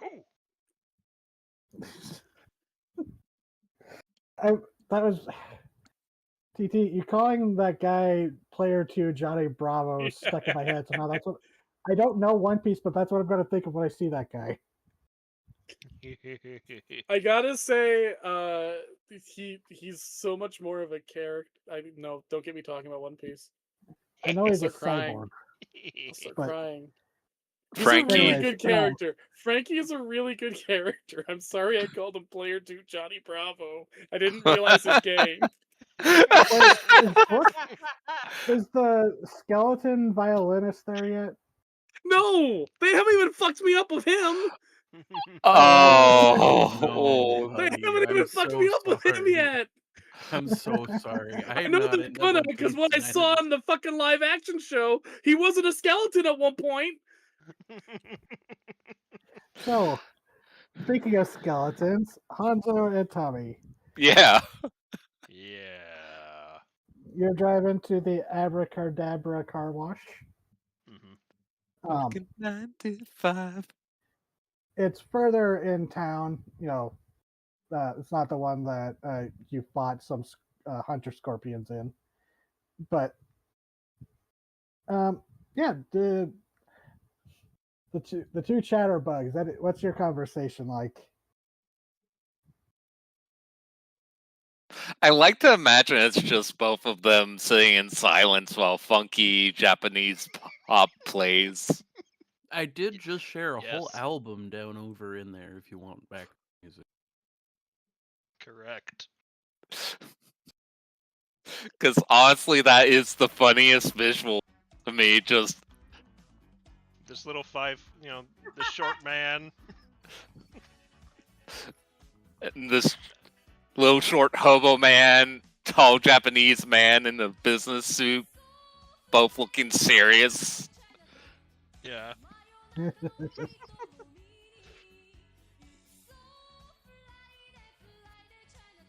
Yeah, at the very end of their car ride. Good talk. Indeed.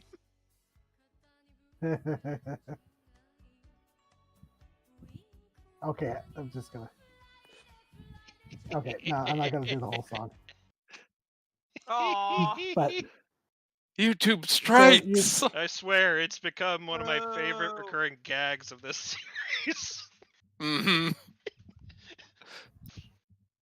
Just Fly Day Chinatown starts playing.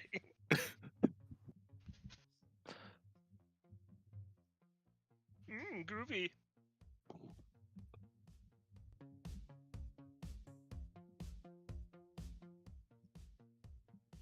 I swear the Beastie Boys stole this bass line for that one song. Alrighty. Anyways, Arrive so- at the car wash. yep, doesn't seem to be too busy. It's one of those ones where you like. Oh yeah, most car washes do.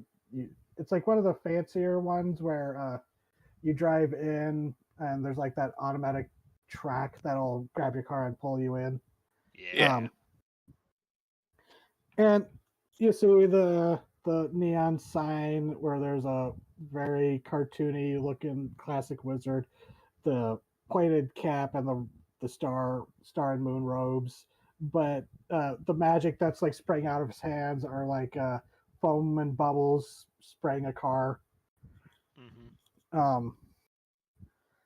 And you pull up just in time to see where like the waiting area where like people will go and sit and wait for the car to go through, or if you don't ride through it yourself.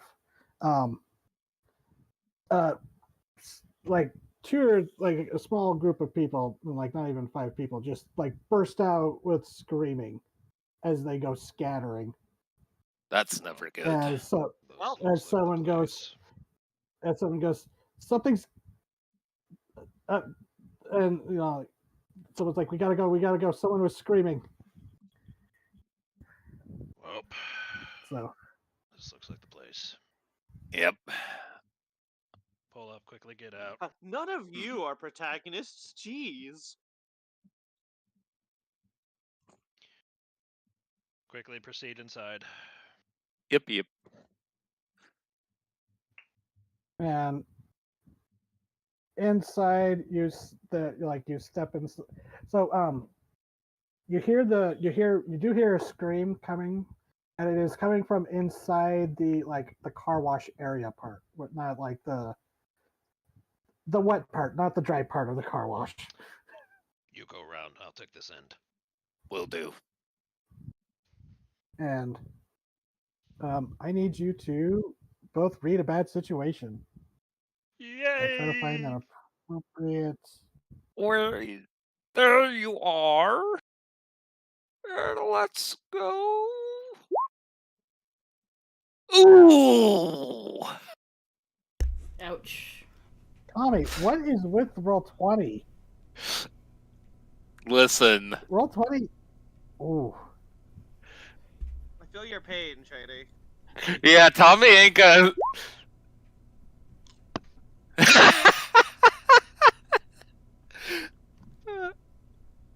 Listen, whatever hurts you, you're gonna heal back from it. I don't. Yeah. I need to be more cautious. I'm just a man. An innocent man. Well, not so much. Shit.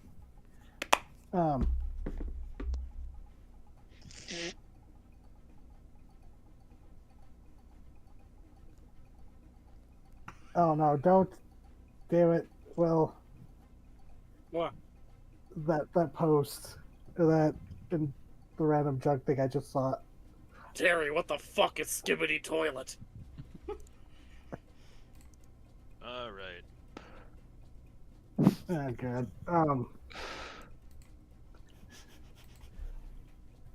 So, sorry,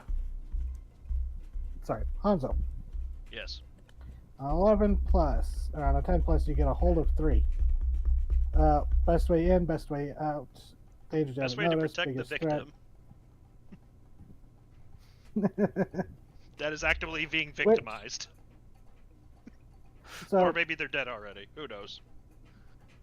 you It go might be rushing Tommy. inside as Tommy goes running around the other side of it. Hanzo, you have to you're gonna get sprayed if you're Oh, I know. now that you're in here. It's But- basically a rainstorm in there. Yeah, and it heavily obscures inside there, but you go off to the side where it's where it's mostly clear, where people would the work technicians and stuff would walk alongside it, but up against the glass, Mhm. where from the interior, and you look down as you see a man, older man, balding, short hair, screaming as he is using what looks to be like a sprayer hose for power washing a car to spray at this very much looks like a D&D slime creeping across the ground, flailing pseudopods in his direction, but this man is somehow managing to hold it back with just the water pressure. As you realize that, maybe because of its viscous nature, maybe high pressure water, much like facing a different amorphous thing, but previously, the macro swarms, water pressure might be a way to defend people, and you're in a place of very high water pressure. Noting As that, this guy is backed up in a corner. he is going to grab one of the other hoses and also join in trying to blast it back away from him. So, That'd be a kick some ass. yeah. Which you will get a +1 going forward because you're using the information you just gained. Mixed success. An 8. So You and whatever you're fighting inflict harm on each other. okay, so as you're spraying this down, you come up from the side. As the guy sees you, he goes, "I don't know what this is, but it." And he goes, "It grabbed my leg," and you see that his leg, it had apparently like wrapped around his leg and was like, there's a nasty chemical burn where it looks like it even burnt through his like the pant leg. I know a perfect way He's, like, to limping. facilitate the narrative we hurting each other. I do a very sharp whistle to get its attention. And remembering that they made eye contact with me the last time we met, remember me? And I'm just immediately blast it. Yeah, and do you like how close? Do you go like up point blank for it to really get its attention, Yeah. or like up close? Yeah. While it's by focused on doing him, that- go a point blank high pressure water blast. Yeah, and it does like pierce through the goopy core. You don't see like the skeletal bit that Hanzo described in his vision. Not you are Hanzo. Carlos. Carlos described. Yes. Your own vision. Yes, and sorry, that like made my brain crash. And you run up, you don't see any of the like the bones that Carlos had described, and you spray out the densest part of it, and it does seem to jerk first in reaction to the whistle and your voice, but when you go up and spray it, it definitely recoils, but then a pseudopod whips out almost like a whip and slaps you on the arm, and you take 1 harm as it starts melting through your coat sleeve. Would my armor help at all, or because this is caustic? It will protect you for now, but you're correct in it being caustic armor. It will start to eat through it the more you allow it to. Yeah. But right now it's just eating through your clothes. Yeah. I suppose because your armor would take the brunt of that. Mhm. So Tommy, Yo. you go riding around to the other side as you hear the scream of the guy inside, and you hear Hanzo shouting something. And as you go running around to the entrance, you almost run full force, like when you round a corner, you bump into someone. You almost do that to this shape that's standing in the shade of the entrance of the car wash, staring inside this human form.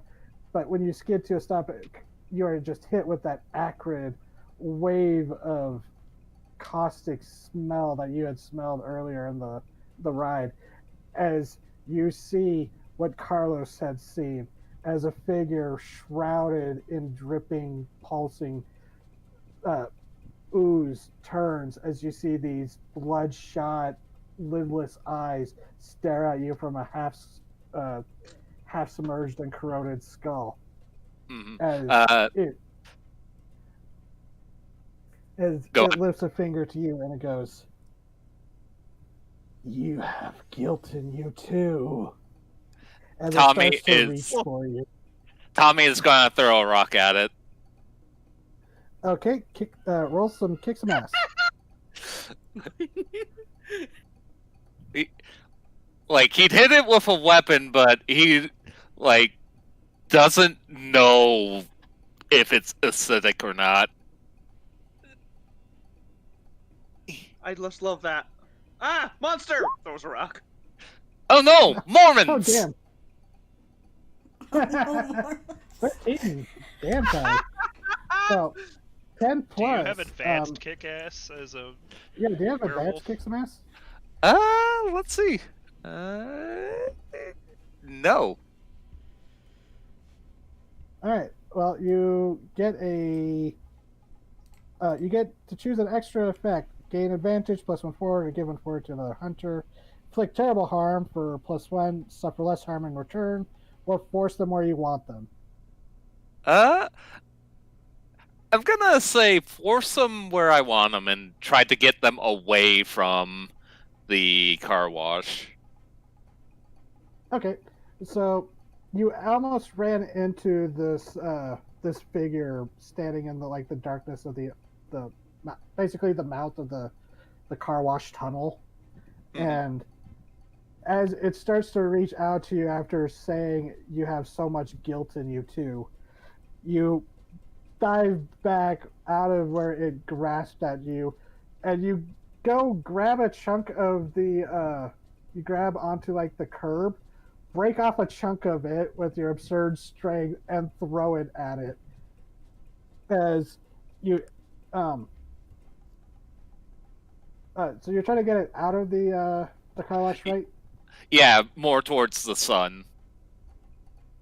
Okay.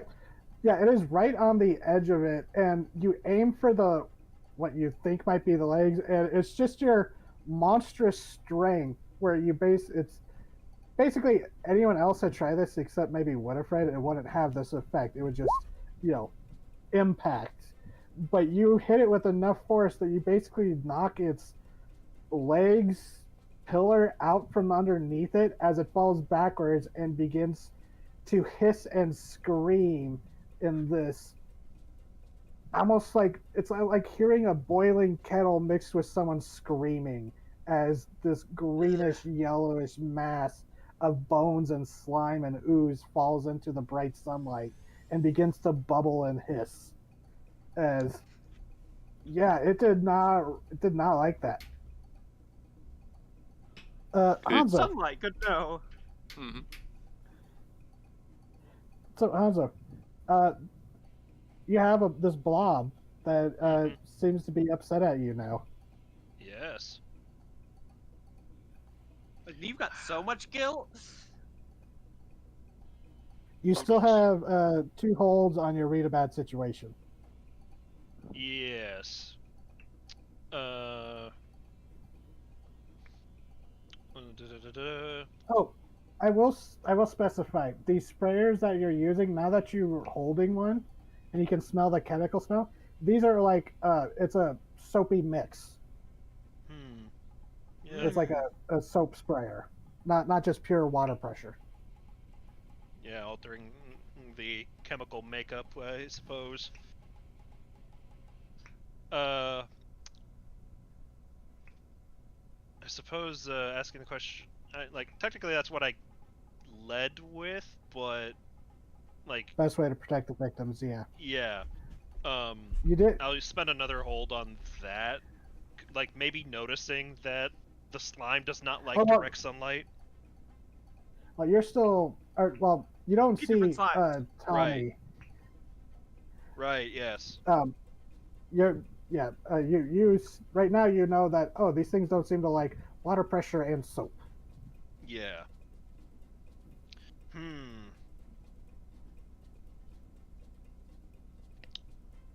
You know what? Because I love to make the situation more complicated. What's a danger I haven't noticed? Now you're able to look over as you hear Tommy go, nope, nope, nope, and look over as you see Tommy just absolutely peg the caustic state of guilt that was staying there. You didn't see it because there was a cycle wash going, and yeah, that's the danger you didn't notice, but now you do. Yeah. Yeah. In which case, need to evacuate that man. Is there a way to divert all of the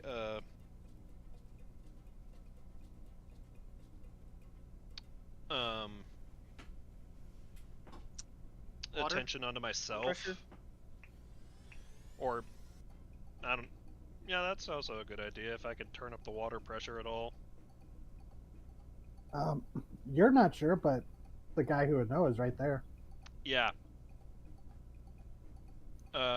Yeah. Clement, water pressure! Increase it! Ow!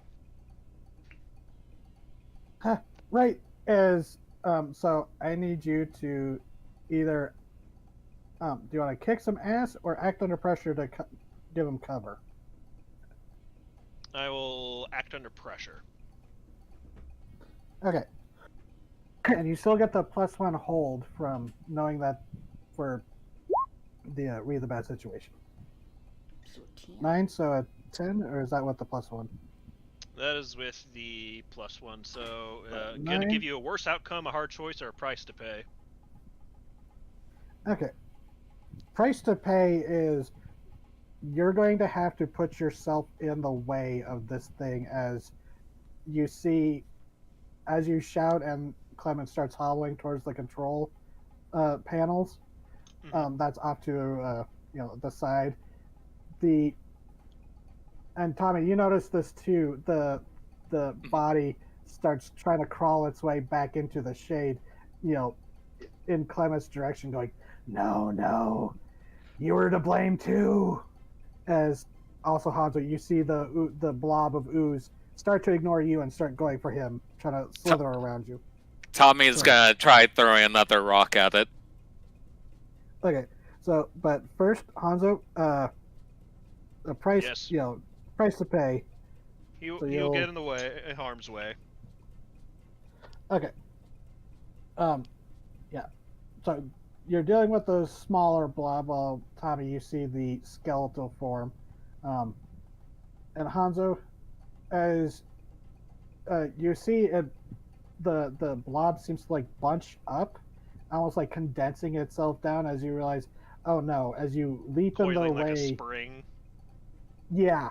As it starts to launch itself, and then just splatters against you, and the sprayer that you're holding,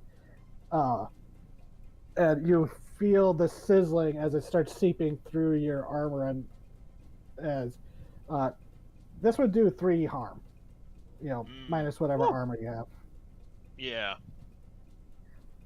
because you took the full brunt of it. But by doing so, oh, Tommy, you were going to throw another chunk of concrete at it? Yeah, might as well see if I can help at all. Okay. Same thing. You can either kick some ass or act under pressure to try and protect the guy. Whichever of those two. Either. Oh, Well, that by didn't the work. way, since you're being a monstrous, do you use your weird for attacking and stuff? Because you would have an argument to say you're using your weirdness for your strength, so you could roll with weird instead. Yeah, it's called unholy strength. Yeah. Yeah, no, I don't have that. You could also spend a luck point. Because I know Winifred does. Oh yeah, do you want to spend a luck? Yeah. Might as well. Okay, so that's a success. As you see this thing going up, and you pick up another block of the curb that is, the curb was already cracked, but your brute is enough to go and grab it and... Sorry, I just saw your comments, Shady. You go and it's like a small log of concrete. As you just go and you splat it. Yeah, I'm trying to keep it back move it back to the sunlight. Okay, yeah, you basically jump ahead of it because it's trying to crawl, almost like someone crawling on their stomach, pulling themselves forward. You jump forward with it, slam it in front of them, and then just start snowplow pushing them back towards the sun. Back! Yeah. Back! That will give just enough time for Clement, since you and Hanzo both worked to intercept the 2 threats. He goes over to the control panels, flips switches, turns dials, hits the lever. He pulls the lever, crunk, and you hear the pipes and the machinery groan from the sudden burst of water pressure as Hanzo and Tommy, you are suddenly just soaked in sudsy hot water. It is hot. and yeah, you are just drenched, and you're sputtering, and Clement's like screaming out, like out of it. Hanzo, you feel the burning sizzle be replaced just from the temperature hot burn. Um, as Tommy, you as well, you get hosed, Mhm. and Oh no, what dog? what Wet pilot possum. what tiger, what possum, Yeah. and after a few minutes of the high intensity wash, uh, things calm down. You wipe the foam away from your faces, and there is no sign of anything goopy or skeletal.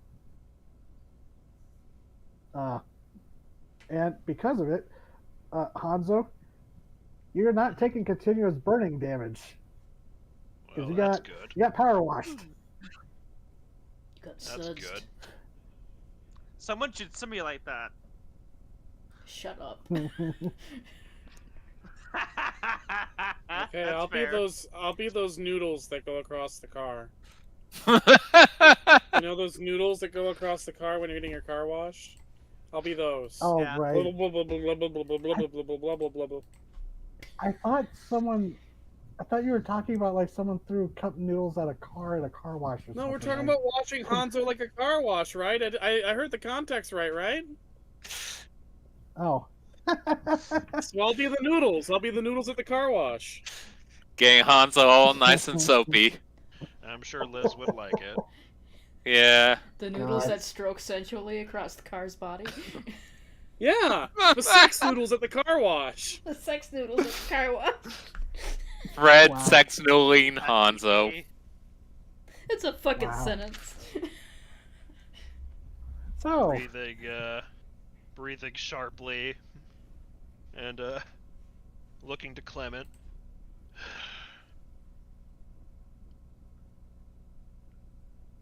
yeah, Mr. Clement. he is down on the ground, clutching his leg in severe pain. As Hey Tommy, go you get my realize medkit. he was, Can if do. you didn't, yeah, if you hadn't done so well with your rolls, he would have died. He's critical. This was a severe burn, and he goes, Might still lose his leg. it felt like burning in my veins, like it got inside or something. But Hanzo, unfortunately, your jacket is kind of ruined. You're down Yeah, to your no. like body armor. So- man is full of guilt. Tommy, you Yep. run out to the Hanzo's car, grab his med kit, and run back in. As what does he see, Hanzo? As some of your jacket's tattered. Heavily you're still- tattooed arms. Still fuzzy. Hmm. Tommy gives Hanzo a nod and just hands the medkit over without a word.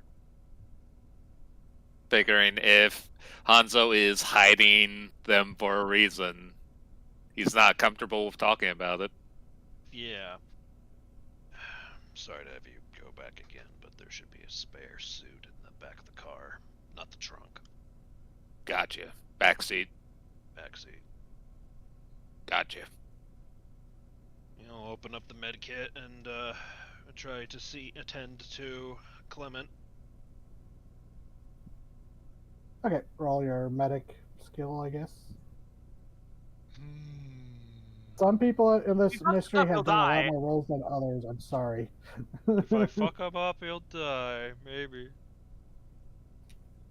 But I always have luck points to burn. But For now. any forwards or negatives to this? Yeah, I'd say you'd have a +1 because the Yay! power wash help wipe, The patient is scour stabilized and off healed most of of 2 the. harm. Okay, yeah, he's stable. As spray on some pluripotent like healing spray, that disinfects and promotes cellular regrowth, and wrap it up. It's not like a full video game med kit, but it's like you spray it on and helps speed up healing. Mm-hmm.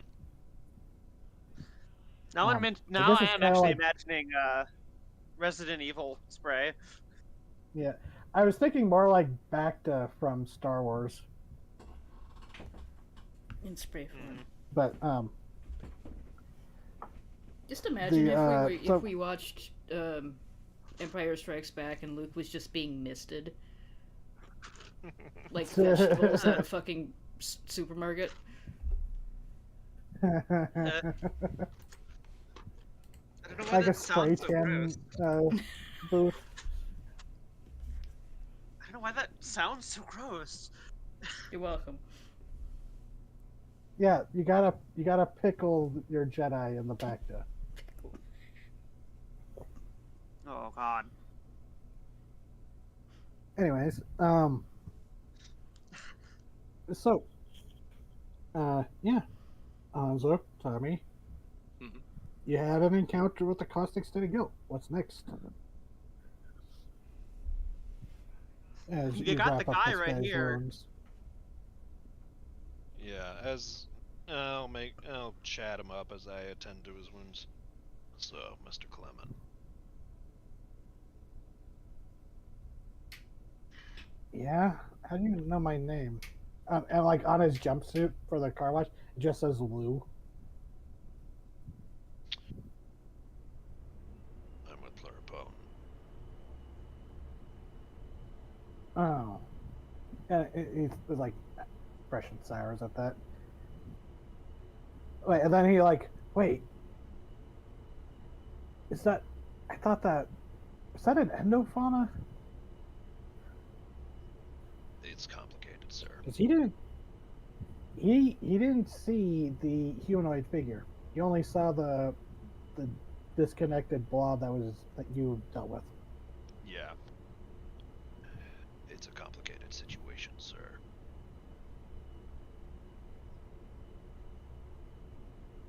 Oh God, if they're loose in the water lines that came up out of the drains, I thought it was like something was backed up, so I started spraying it down so it wouldn't start flooding, and then it started attacking.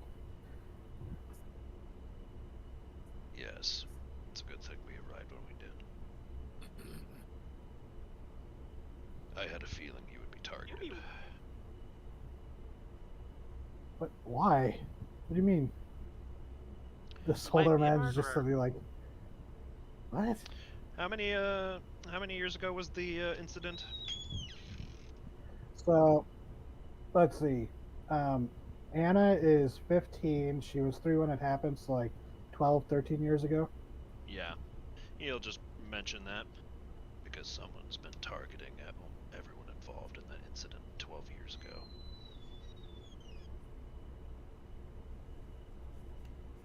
Oh, wait, the Gomez lawsuit? Oh, they're. And he like gets this like terrified look. He's like, and then he like looks to you. He's like, "You're not here to finish me off, right? You, No. Pluripoten's not." No. I know they've been like tracking me since I left, but I haven't said said anything to anyone. I know, I've been sir. kept my lips sealed. You don't have to. And I'm not he, here on... realizing you work for Pluripotent, looks terrified in this moment. I am not here on behalf of the company, sir.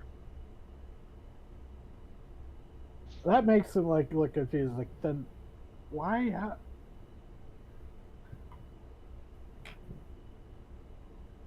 Because, like I said, someone is targeting people who were connected to that incident.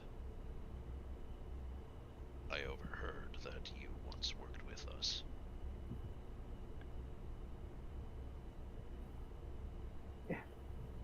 Yes, and I was thrown under the bus for the. I was just their scapegoat.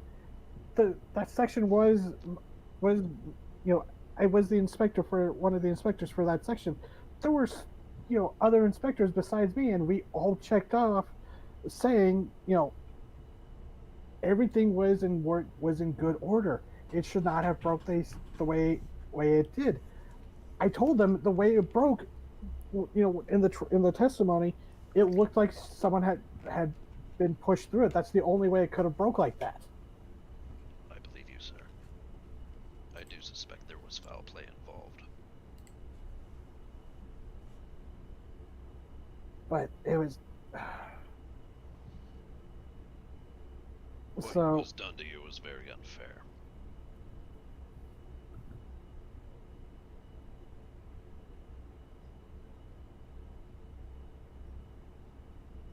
Naturally, And that means he- you deserve protection. Well, first I need to get to the hospital, have this looked at. As I think by this point you went to the inside of the car wash, to the You sit him down. non-soaked area. Yeah. Yeah, where there's You know, the away viewing from rooms the or whatever. water trains. Yeah. Yeah. Yeah, you would have sat him, Right. gotten him sitting down.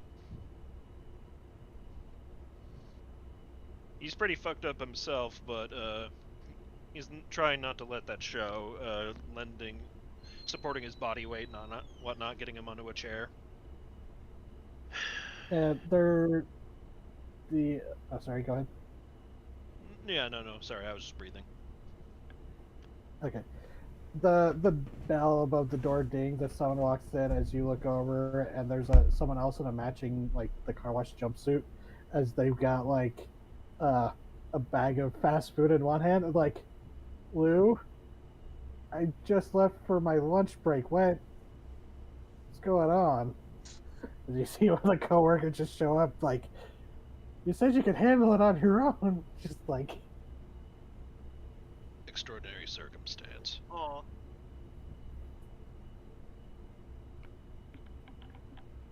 I feel like we could cut from there. Or, yeah. So I'll deal with him later. yeah, and you could call the you could call them ambulance or something, because Yeah. taking an ambulance in the early 90s won't bankrupt someone. Yeah, exactly. they could also wrap you up, just not take you to the hospital because it's you, but they might also be able to Yeah. give you a little bit of Yeah, care. he'll make sure to include a note of and make sure he has an escort. No one leaves him alone for any reason. Yeah, and I'll just say that you phone in and bring it up. Say it's this person might be relevant to. Do you bring it up to the cops that he might be relevant to Bentley's investigation? Yeah, he'll do Because they that. could provide. Yeah, because they're okay, they'll make sure he's safe. Keep an eye on him at the hospital. Yeah. Save the car wash husbands. He is So once they're underway, he is kind of groaning in pain, Tommy, because he did take some fucking acid. yeah, you're gonna want to probably replace your armor. Yeah, that too. How about you? What's that? No, I kept distance. Yeah.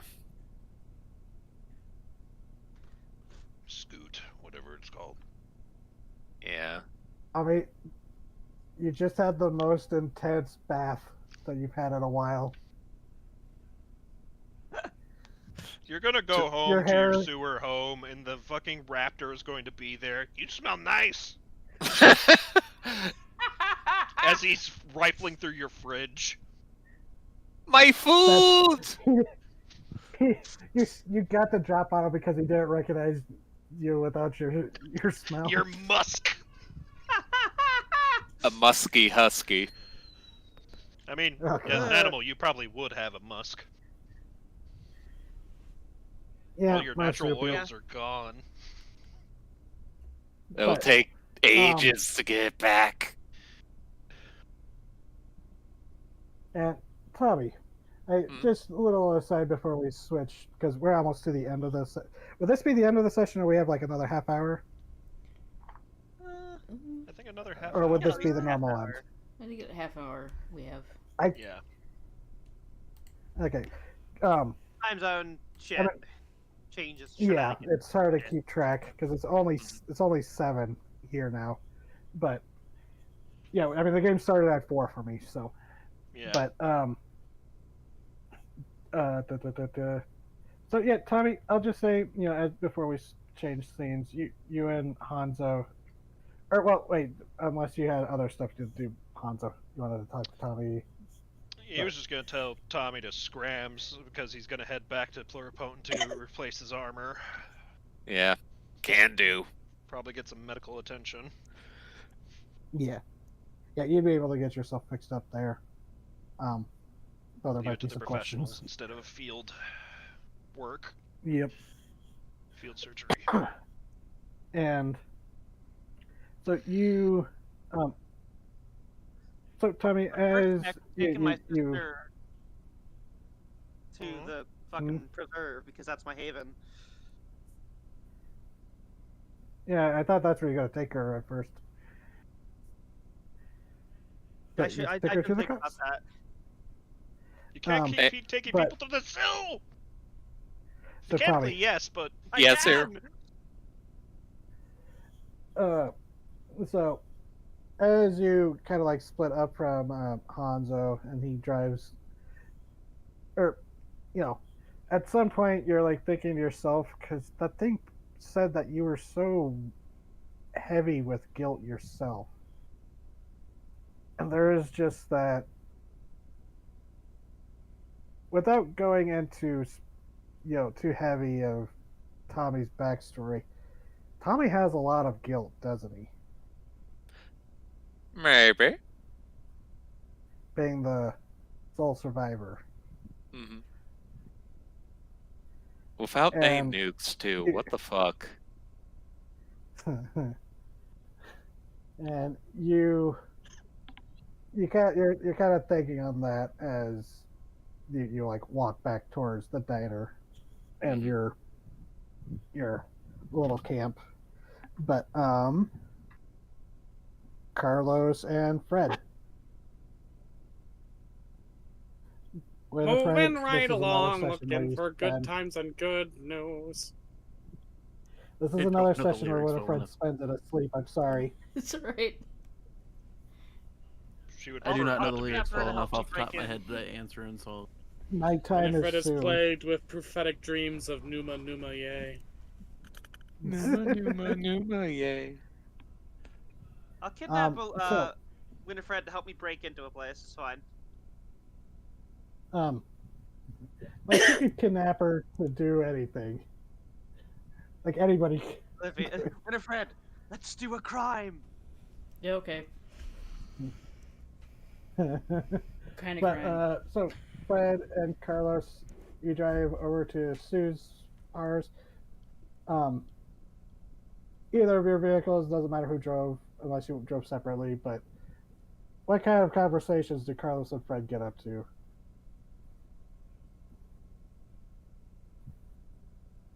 probably right there is just Carlos going, okay, so I got these names, I got this information, we got this going on. Vengeful spirit. What else am I? Oh, do you have any recommendations for new recipes? With tourists coming in town, Midwest food tends to go the best with out-of-town folk. Neither me nor my wife were much of a cook, so, no. Well, but there's gotta be something I do- missed from back home. I know how to make a good do- TV dinner. And steak. You want to serve that to your customers? No. Your steak too. Don't forget. So- Yeah. That's not a recipe. Oh. You season the meat, you put it on the grill. Anyone can do it. True. But you got to be good at it, though. Anyways, Yeah. I do remember because I did listen to the last session last night at speed and a half. Um, uh, One thing that Fred, like, I just remembered was, okay, we gotta get information about ghosts that isn't from popular culture. Yep. Yep. So have we gotten any books on actual ghosts as opposed to movies starring 80s comedians? Like I said, you'd be surprised how on point they were with Ghostbusters. Okay, like so it's like a so we're story- gonna go in there and we're gonna bring Dan Aykroyd and he's gonna get a blowjob from the ghost. Is that what you're saying? No, we don't. Is have that Dan Aykroyd how in this the adventure is gonna go down for us? movie. I think we need something a bit more reliable than the Dan Aykroyd blowjob scene. We're gonna get something more than that. Trust me. But no, in I'd terms, love to get something more than that now, as opposed to in some nebulous future. well, we're on the way. We're gonna now. bring the Statue of Liberty to life to step on the ghost. Is that our plan? You We Because it's wake in up fucking to New pull up in York. front of the store. We You could pull up wake in up front to of the some store as Fred's ranting. Fred's going to meet a nice ghost witch. When the fuck are we meeting Slimer? When's that happening? Good question. I mean, they got more right than you would think Ghostbusters. would Okay, do. explain what Ghostbusters got right in detail, Funny you say so that I because can know what parts of because Ghostbusters to apply. Oh, Oh. look Dan- at Dan this! You're at the Aykroyd- store. Okay, Dan Aykroyd so is a firm believer in the supernatural, so like, there's a reason why they got shit right. About real world ghosts? Whatever. Wait, I'm breaking character. About real world ghosts? Dan Aykroyd's a Like, big yeah, ghost like, nut. he It's why he made the believes- movie. Yeah, And like it's Oh, like yeah, it's actually he- IRL lore accurate yeah. to a degree. You class 3 roaming vapors. So Start calling people that now. So, do you remember one of the things to remember about ghosts, and because anyone who's gonna look at him in real life is gonna, like, as I go into the shop, is just gonna look at him and go, "Oh, he's fucking with this guy." It's like, I okay, mean, so it's the big Sue's thing is go- job. I don't know. When you go into the shop, the teenager behind the desk looks up, nods in recognition, goes back to reading their magazine. You know, and it's like, so the big Susie's thing. grandson. Yep, howdy. Sorry, go on. So the big thing to know is that spirits are atypical. One of the things that Ghostbusters got right. No two ghosts behave properly. There's common trends and tropes that you can do, but we got a grade A case of vengeful spirit on killing its murderers kind of a thing. Problem You're is saying Ghostbusters got right the fact that there are no rules to ghosts? it got, yeah, in the kind of sense how it did, like, there are no rules, but there's at least you can have enough options to figure it out. Like, think about it like tigers and leopards. You deal with them differently, but at the end of the day, they're still both big cats, right? Sure, okay. Yeah. You know what? This is your biz. You just figure out a concrete... I got us directions through the pit and all sorts of good stuff, so I'm just gonna trust that you know how to do your end. Oh, it's 100% we're gonna be winging it. Hey! I'm gonna fucking kill you, Carlos. He turns around with the shit-eating grin. I'm gonna wring your goddamn neck. Well, And I'm you gonna know, sing the Ghostbusters theme song while I do it. I swear to God. Buster makes me feel good. Something strange in neighborhood. Who you gonna call, Carlos? Who are you gonna call? As you're choking him out. I'll call Fred. First you're a Afraid of no client, then you're a ghosts. target, depending on if you've died or not. so, So, like, are there rules about ghosts in lore? There's established rules about other things, but we haven't really talked about ghosts. If it's full I mean- winging it, I will bullshit things. Do not tell me, I will. I mean, so that you're kind of right about how it's kind of on a case by case basis, but there are like trends and stuff depending on it. They're all unique, but also follow rules. A ghost? But yokai, it's an important distinction that I Like, don't you that could- I can't get. Yeah, no, so I it's- understand that. I'm just saying that that you could kind of lump something that varied under ghost. So Yeah. the big thing about Ghost Spud, and the reason why there's no two ghosts that are ever actually alike, is because no two people are ever alike, right? So ghosts are the remnants of people, spirits in the mortal realm. Do not ask me if there's an afterlife. Quite That is a right. loaded question. I do not have the tool to answer that. As But you're Susan, Well, quite thanks right. for as that she lesson, shuffles Mr. up. Thanks for that lesson, Mr. Rogers. I'm sure it's going to help us a lot. well, it's important to Dealing know with because ghosts. Yeah, we're dealing with um, ghosts. Yeah. Do you remember that Carlos Solina, do you remember that woman who died in the superorganism? And there's a whole lawsuit about Which it. one? The one that Which got one? thrown into the acid stomach pits. You have any idea how little that narrows it down? How many people went into the acid stomach pits? A Oh lot. no! Oh, the acid pits. No, there's the delay in voice chat. So Oh, sorry, you're good. there was someone who died and there was a lawsuit. That doesn't narrow it. You got to narrow it down a Yeah, little bit more, in the sweetie. in the superorganism, in the acid pits, it was back apparently like 10 years ago. She's back and killing all the people who killed her and potentially her own daughter. So we have a live active ghost situation that's just going around town and killing people in broad, relatively speaking, daylight. Is anyone involved named Johnny or have any special connection to the song Johnny Remember Me? Because my Yes. ghost radio Ah. has not stopped playing it. Mine hasn't either, and yes, one of them is named Johnny.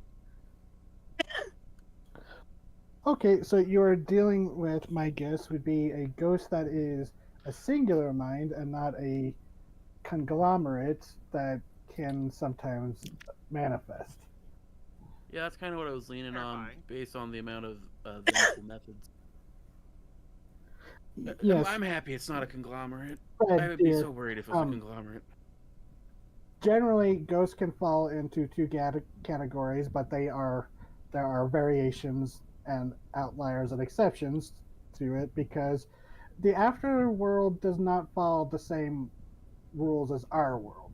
It's confusing, but ghosts are either the spirit of a single individual who, for whatever reason, can't move on or is imprinted to stay, and or there are those that are such that a entity forms from the lingering ectoplasmic resonance and lingering trauma of a certain area, such as the spirits that may manifest in say such horrible places as a dungeon, an old dungeon, or a insane asylum, or poltergeist would be something similar. But it sounds like you have a specific haunting on your hands.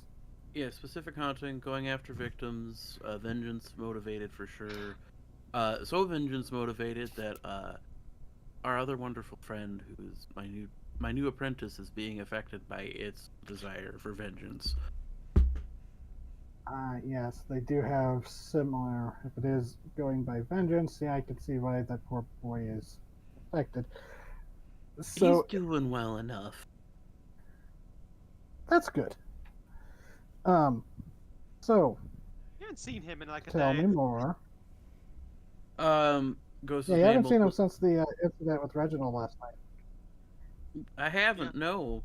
But But his shift is in the evening, so yeah, I'm assuming by the time we get up and go deal with this, we're gonna run into him.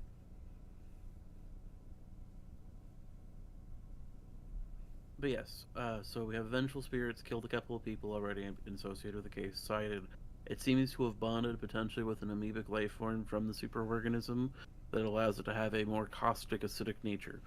Got a couple it's of manifesting. Ooh, it's manifesting physically. Then that's those are rare. Yeah, I Even know. It's, those that manifest using an outside medium. yes.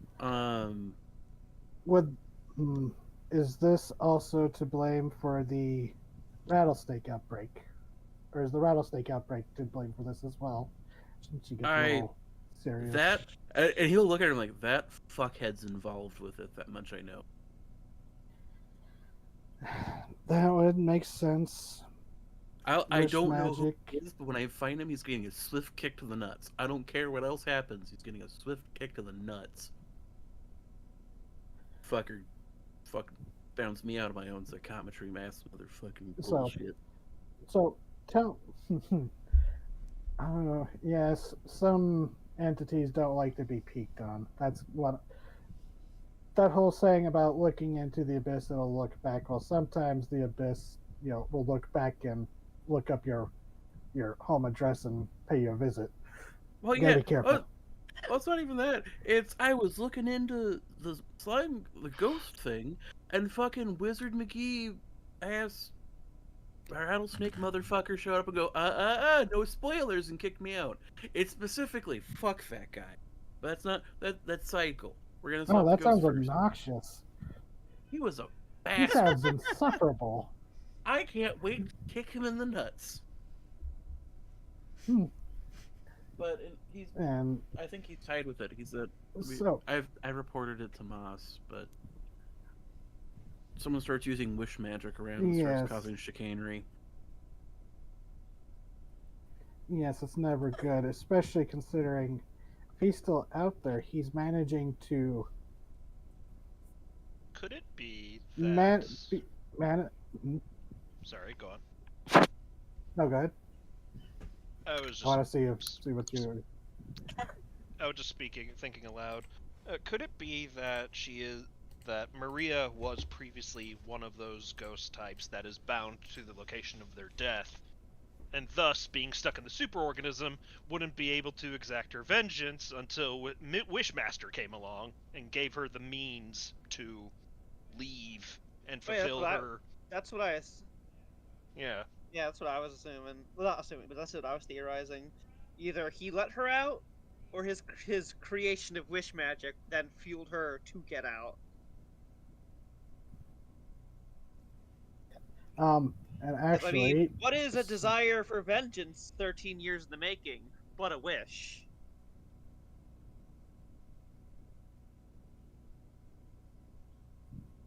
I can't say anything Yes. because you're kind of guessing, right? But Yes. So it's given some certain timing and things, I'm assuming some wish magic shenanigans are involved as to why the ghost can just kind of do this stuff. The problem is I was that gonna Moss is already. say it makes sense because older, ghosts can't normally manifest themselves like this without outside interference or help.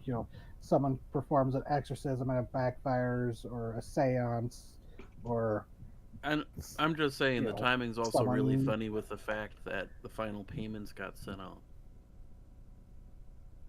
for the case of her murder, and all of a sudden the ghost is up and running. But it's complete bullshit. But we'll deal with the wish magic rattlesnake fuckhead later. Right now we have a very angry ghost who is kind of just showing up in places full of people so. that don't know that ghosts exist. All right, so tell me exactly what you know about this ghost, and we can just say you fill her in on the magical details Bleh. and stuff. Grab the And, sides of her head and details. brain Animal blast her. Crossing talking. Animal Crossing talk sounds. I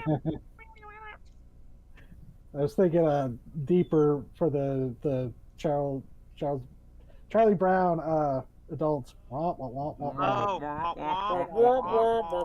Oh. No.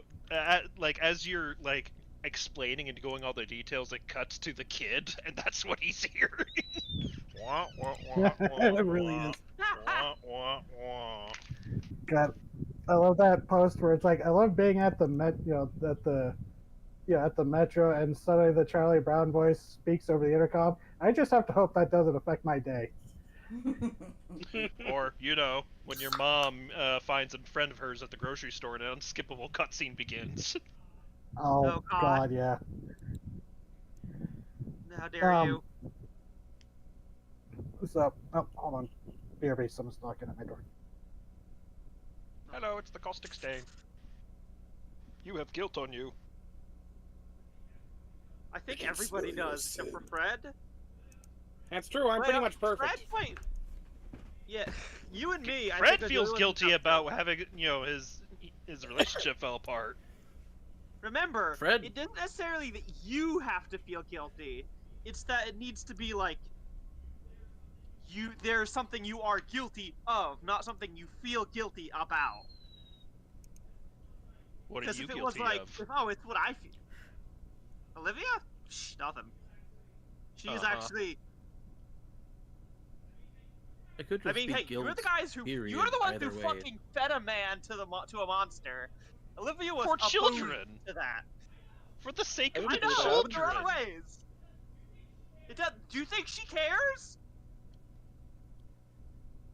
I was thinking more on the Exactly. sense Propose of, the like, alternative.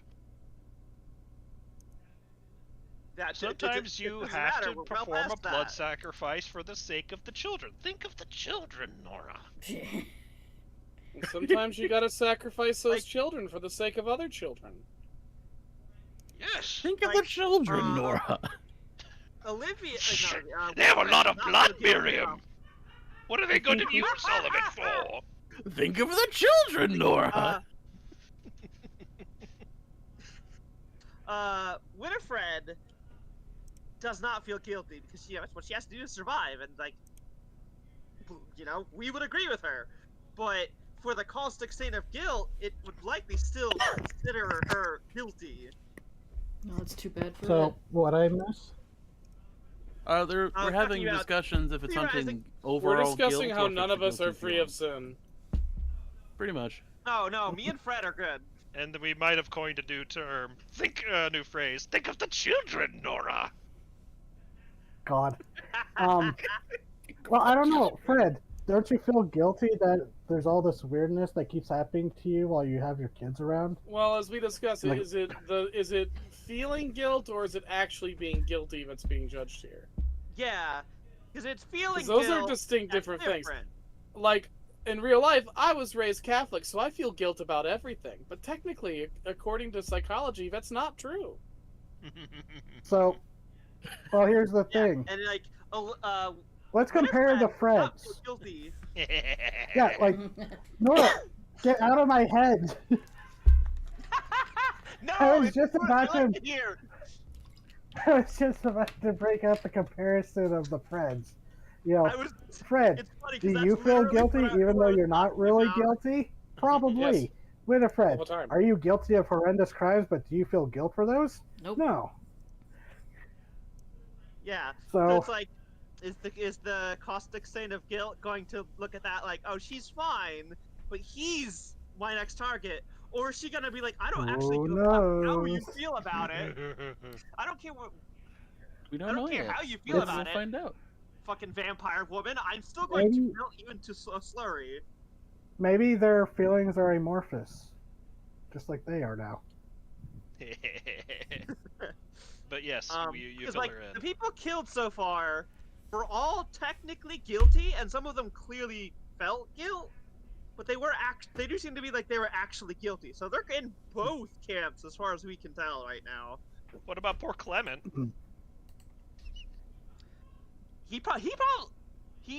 That's a good point, actually. Yes, as always. That is a You, very good point. Carlos and Fred, you fill her in on the details as she seems to think about it. And she goes, Wah, wah, wah.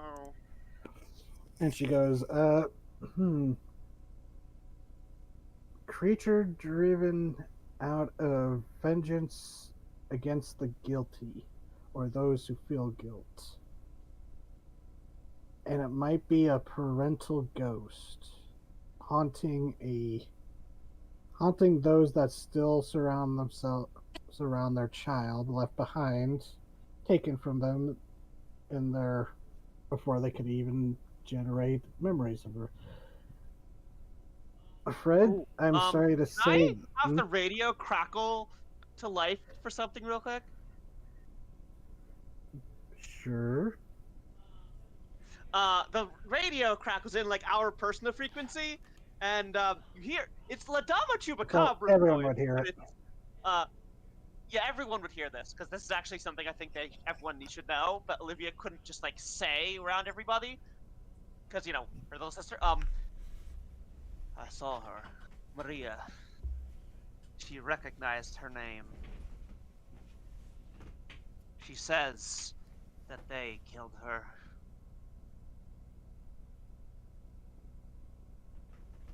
Neat. This wakes up Winifred, and she's like, Yeah, it's getting closer to sunset, so you'd probably be hearing the Olivia, crackling. Winifred. God, I keep calling Winifred Olivia for some. "Yeah, Yeah. Winifred, you hear a knock at your window. Wait, if Winifred's actually Olivia, then who's La Dama Chupacabra? Exactly. The secret is Hello, that. are you I- going I- to say I don't back wanna- at Sue's? Please. Yeah. Continue. I just realized. Oh, that's actually information that would be helpful here. Yeah. So we could say you crackled in with that during Carlos and Fred informing her. Yes, it was convenient timing. Yeah. So she would go.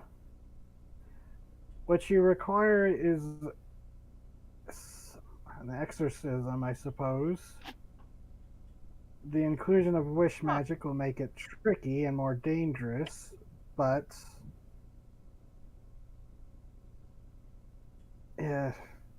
spirits of vengeance and hatred are some of the more difficult to exercise, but well, as we discussed, you have some success in that already. Although that was more of a binding rather than an exorcism, so she kind of shrugs. My advice, Fred. Yeah. I can tell you are very proud and protective of your children, yes? Yeah. I Very believe proud. you might be beneficial as a part of the centerpiece to this exorcism. As this is a parent lashing out of rage at being taken from her child, perhaps assume that is one of her motivations.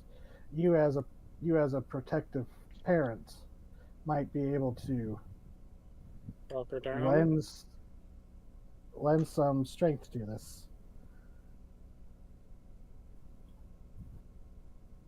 Okay. I can do that. And she goes, my suggestion is the site of the death will most likely be the place this exorcism should be enacted, which means you'll have to find a way.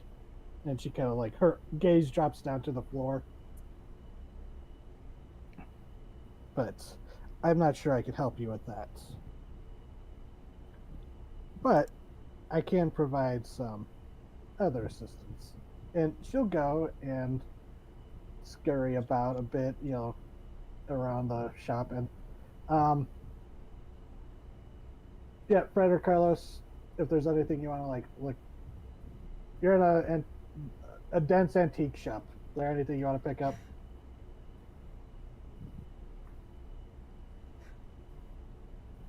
Does I don't she know. That have- was just random. Does she have any blank you're- cassette tapes? I'm going to pick up a little crocodile piggy bank that's green with blue spots, like the one my granny told me I could have when she died when I was 4. Very horribly scarring me, but also make me feel like, bet that can't be too long, right? Jesus. Oh, Jesus. God damn. Jesus, well. The mind of a child. Yeah, I'm not saying you have the mind of a child. I'm just saying, and back then, yeah, that's how a kid's brain works. you know what I mean. Yep. So, and what were you Yep. asking? Oh, cassette tapes. Yes. Yeah, you. Well, I don't know if they have blank ones, but they do have like a bin of like old, random cassette tapes. Random. I'll grab several Yeah, of them just for shits and giggles.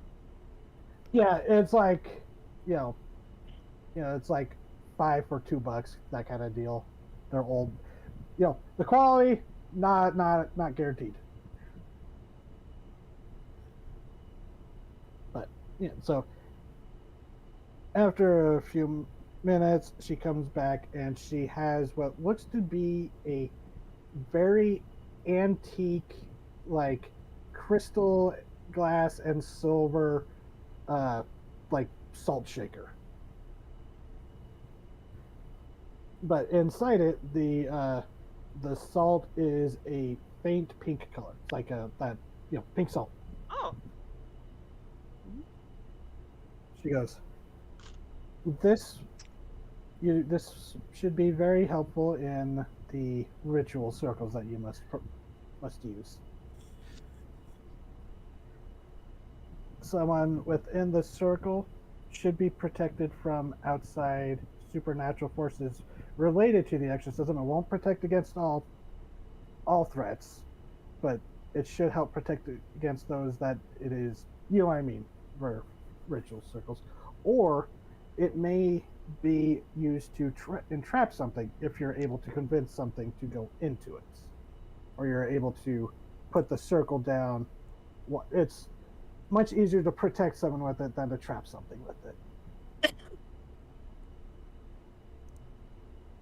But so she gives you ritual salt.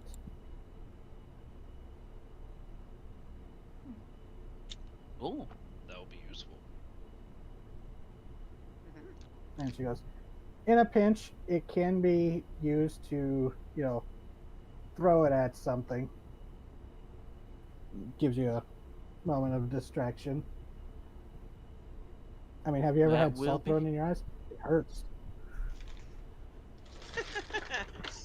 She's not saying there's like any like magical benefit to it. It's just like pocket salt. Get salted. Get salted, fucker. Are you feeling perhaps a little salty, spirit of vengeance? Have you been assaulted? Salt. Oh god, So, we're the salt elementals. I mean, They're the meanest ones So- of all. As so Suze has given you that. You've gotten your little trinkets. We're at 8:30 or 7:30 for me. Yeah, I think this Time to would start be wrapping up. yeah. As I have an idea for a stinger. Olivia, will next time we'll probably have you and Winifred, since Winifred's waking up now that it's sunset. If you want to get Winifred's help for the next thing, since we didn't have Winifred do anything this session. I mean, I was sleeping. It was the middle of the day. For the times Winifred is conscious, she pulls a lot of weight. Yeah, I just always feel guilty when, not everyone gets, a lot of time. I am completely fine. But, so, Carlos and Fred, you purchase your alligator piggy bank with some deeply attached story to it, and Yep. some, That's a good piggy some bank. random cassette tapes. And when you shake it, there does sound like there's a few coins left inside it. Magic But- coins. Watch out. Carlos, yes. yeah, Carlos, you got some random cassette tapes in the car. Some of them don't work at first, or in your cassette, but that's the gamble. But Yep. so gotta look away from Squidward. Um, that must sound like a non sequitur to if anybody was listening. Um, but so we, as evening falls across the Oasis Valley, the shadows of the mountain creeping across the valley, and the stars start to come out. It's a nice clear sky. The moon is it's waning when it's going away from a full moon, right? Um, I'm not and actually sure. I should know that though. I think so. I think so because I think waxing is it gets getting fuller, but Yes, wax I is should full. know this. yeah, Wane and is when it gets smaller. yeah, um, damn it, Wayne. But anyways, the night falls upon the city. Winifred, you're waking up along with some of the other vampires in town, but it's across town at the water park where a phone rings inside an office and a man um, doing a bunch of paperwork grabs it, goes, uh, oh, Timmerman here. Oh, hey, Gwen. No, no. Yes, I heard about Reg and Glenn. No, I don't think you have to be worried at all. What do you mean someone's been. What? Okay. Um, yeah, you need to come in. Something is happening. That's what the cops meant. Gwen, get over here now. And as he hangs up the phone, he doesn't notice as a shadowy figure is peering in through the office window. Two baleful, bloodshot eyes just staring at, boring holes into the back of this man's head. But it doesn't move to attack, it's just watching. And that's where we'll end for the night.